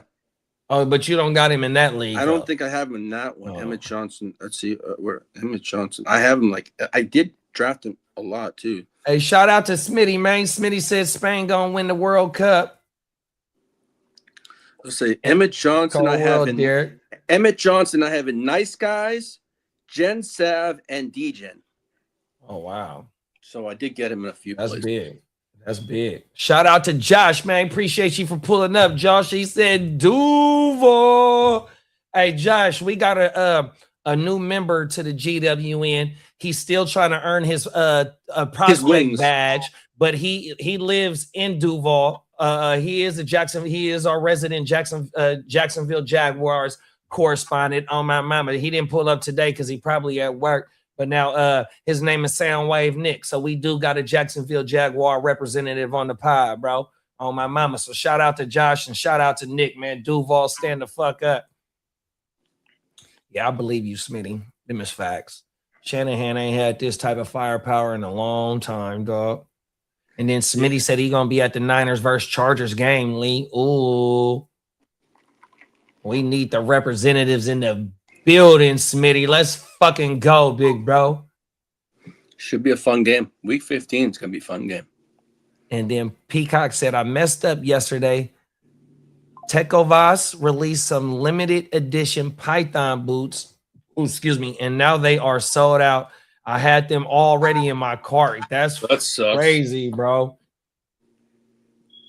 That sounds like missing out on some J's. Oh, my mama. Some motherfucking some exclusive colorways, bro. They only made about 500 of them bitches.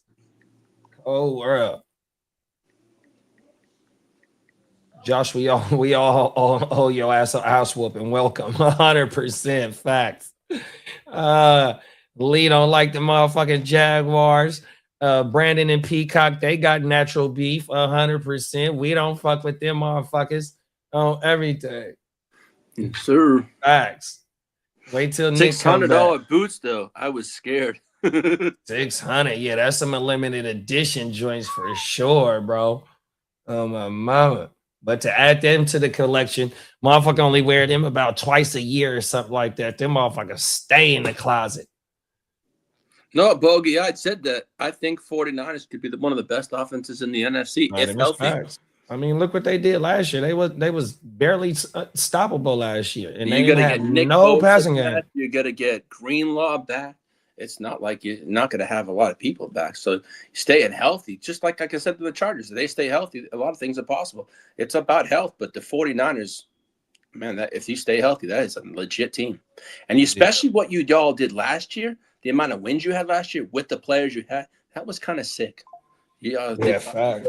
So that's where I say that's why my statement came saying if the 49ers are healthy, that's why I feel you all could win the fucking NFC West. I ain't gonna lie. Them motherfuckers was playing in what 4th and 5th string motherfuckers. Exactly. Motherfuckers fresh off the streets. That's why the Chargers are playing with fucking a rotisserie fucking offensive line last year. That's what I fucking called it, a rotisserie offensive line. Facts. There was no studs there, pause. And now that we have our bookend tackles back and a new center, oh fuck, I'm my sky high. Yeah, I'm happy. But the thing is, I said the Chargers curse is always health. That's always the one that fucked us. Pause. That's about it. But if we can stay healthy, I like our chances. We in that same boat too. We swimming in the same boat, dog. Yeah, we gotta swim in that California good of health air. Come on, that's what's fucking shit up. That's why they dropping like flies because of that California fucked up air. Oh, my mama. Damn, that's crazy though. But no. JD, we probably could put a bow on it. Yeah, for sure, man. Go ahead and take us home then, well, dog. Head on over to neonpeacockmerch.com. Take full advantage of the sale until July 26th at 5 p.m. Central Time. $12.99 tees. But Peacock also told me in the notes that it on certain kind of styles of tees. So you might want to check first, but they are $12.99 on selective styles of t-shirts till July 26th at 5 p.m. Central Daylight Time. And on that note, thank you for tuning in to Wake Your Game Up. Tune in tomorrow for England, France, and Sunday for the World Cup Final Championship between Spain and the defending World Cup champions, Argentina. So we look forward to seeing you there, and we thank you for joining us and taking time out of your Friday. Have a wonderful weekend, a blessed weekend, and as I said, make sure to tune in to Wake Your Game Up on Tuesday, and make sure to like and subscribe to Heart to Start YouTube channel, and check out the fella who dropped a video not that long ago. Come on now, appreciate you, man. You on your podcast shit right now, man. 100%. Oh, my mama. Shout out to everybody. I don't need notes because I see the notes from Peacocks, the dates and shit. So I'm just gonna run that by. Come on now, them facts, bro. Oh, my mama. We appreciate y'all for taking some time out your fucking beautiful ass Friday. Happy Friday once again to everybody. Everybody that's new in the chat, wherever you found us at, please throw a thumb up where you watching us at. And if you're rocking with the content, go ahead and subscribe. And if you do subscribe, bro, you're automatically entered to win the autographed Jackson Smith and Jigma helmet. The in the description, the rules is there, bro. 100%. We'll go ahead and throw the commercial up before we leave. And don't forget the 23rd. there's going to be over on the Bolt Blitz Uncut, a 12-hour marathon. There's going to be several guests from ESPN personalities, former NFL players, and other people. They're also going to, I text Bakes this morning, Amy Trask, who was the former CEO of the Las Vegas Raiders, is going to be on the show as a guest. I know that. And along with two wonderful closers who I work with, JD and Bogey, are going to close out the show from 9 to 10 over on the Bolt Blitz Uncut. I'll open it up with Booga Peters, but I know the fella and Bogey are going to close it out. And I will put up information on socials, and I will hear next Tuesday. I'll mention it also. Come on now. You got anything, Gang Green? He's thinking food. Your mic on mute. My bad. Stay tuned in. Subscribe and like if you haven't done so yet. And then, you know, I'll always see y'all in some capacity on all of these streams. But you know, for what we got today, I mean, you'll just catch me here. I don't got nowhere. You can't catch me nowhere else. Yeah, you will on the grill. You'll catch Kitteh on the grill. You can only catch me here on the GW and the Hard to Start. Come on now. We in the building, man. 100%, man. Y'all have a good weekend, man. And if y'all witnessing history, come witness history with us tomorrow and on Sunday, man. We'll see y'all in a minute, man. Y'all stay safe. Stay blessed. Peace. What's good, gang? It's the Guchinni representing the Hard to Start podcast. Tapping in to remind y'all that coming this August 20th, 2026, the second annual GWN, the Westside League live draft weekend will be popping off. Man, you will see all the cast of characters that you see live on the GWN every day. You'll see a lot of people that's in the chat every day on the stream, and then you'll see some of your favorite content creators that you've seen us make content with in this conglomerate that we call the GWN 100%. So what you need to do is go ahead and like and subscribe wherever you found us at, and if you screenshot that you subscribe, we are giving away multiple giveaways during the live draft. 100%. We will be running our regular scheduling program. Thursday night will be Playmakers. Friday morning will be WYGU. And then later on that Friday will be the live Westside League second annual draft. And during the draft, we will have multiple giveaways like this right here. This autographed mini helmet of Jackson Smith and Jigba Super Bowl helmet. You're over at the GWN in the Hard to Start. We putting up championships on the wall, and we want to bless the people that rock with us who putting up championships on the wall. You know what I mean? With some of these little special items to put in your man cave, your she cave, you know what I mean? Whatever it may be. But yeah, make sure you go ahead and like and subscribe, because that's all you got to do to be entered to win this helmet. Click that bell, and then tune in to the second annual GWN live Westside Fantasy Football Draft Weekend. 100%. Peace. Shout out everybody that got ran over in my way. Feel low and I'm mad sober flipping way. Send them things down the interstate.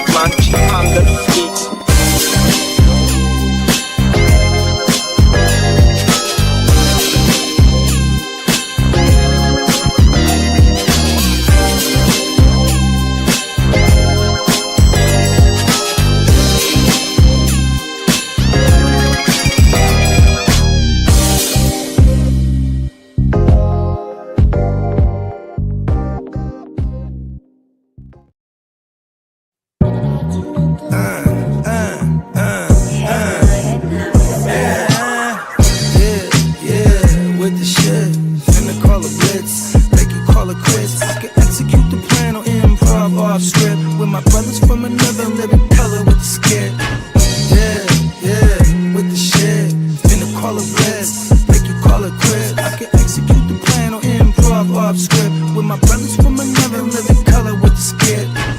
Yeah, you know the squad I'm bumming with. Try to run with the rock and you fumbled it. Finna spin the block in the mothership. Rock like Woodstock, big stock, smother shit. Word to Uncle Sam, we tax like the government. Still in the game till the day I'm in love with it. You are now rocking with the most coveted. Unapologetic, let you know who you fucking with. What's the use? I got the juice. Tapping head tops like Duck, Duck, Goose. Slide off smooth in a coupe, no roof. Rocking sheep's clothing, I'm the big bad wolf.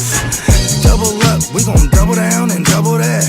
If I feel him double crossed, I'ma double back. That's a couple $100 large in a duffel bag. Blitzkrieg, somebody's gonna end up a pack. Yeah, with the shit. Finna call a blitz, make you call it quits. I can execute the plan on improv off script with my brothers from another living color with the skit. Yeah, with the shit. Finna call a blitz, make you call it quits. I can execute the plan on improv off script with my brothers from another living color with the skit. Yeah, you half steppers can't fuck with this. I'm with the big steppers and we stumping shit. Ice grill, you can feel the momentum shift. Alpha and the Omega, I'm the Genesis, real savage go-getter. Yeah, I'm getting it, school of hard knock. I'm the mascot, flipping shit.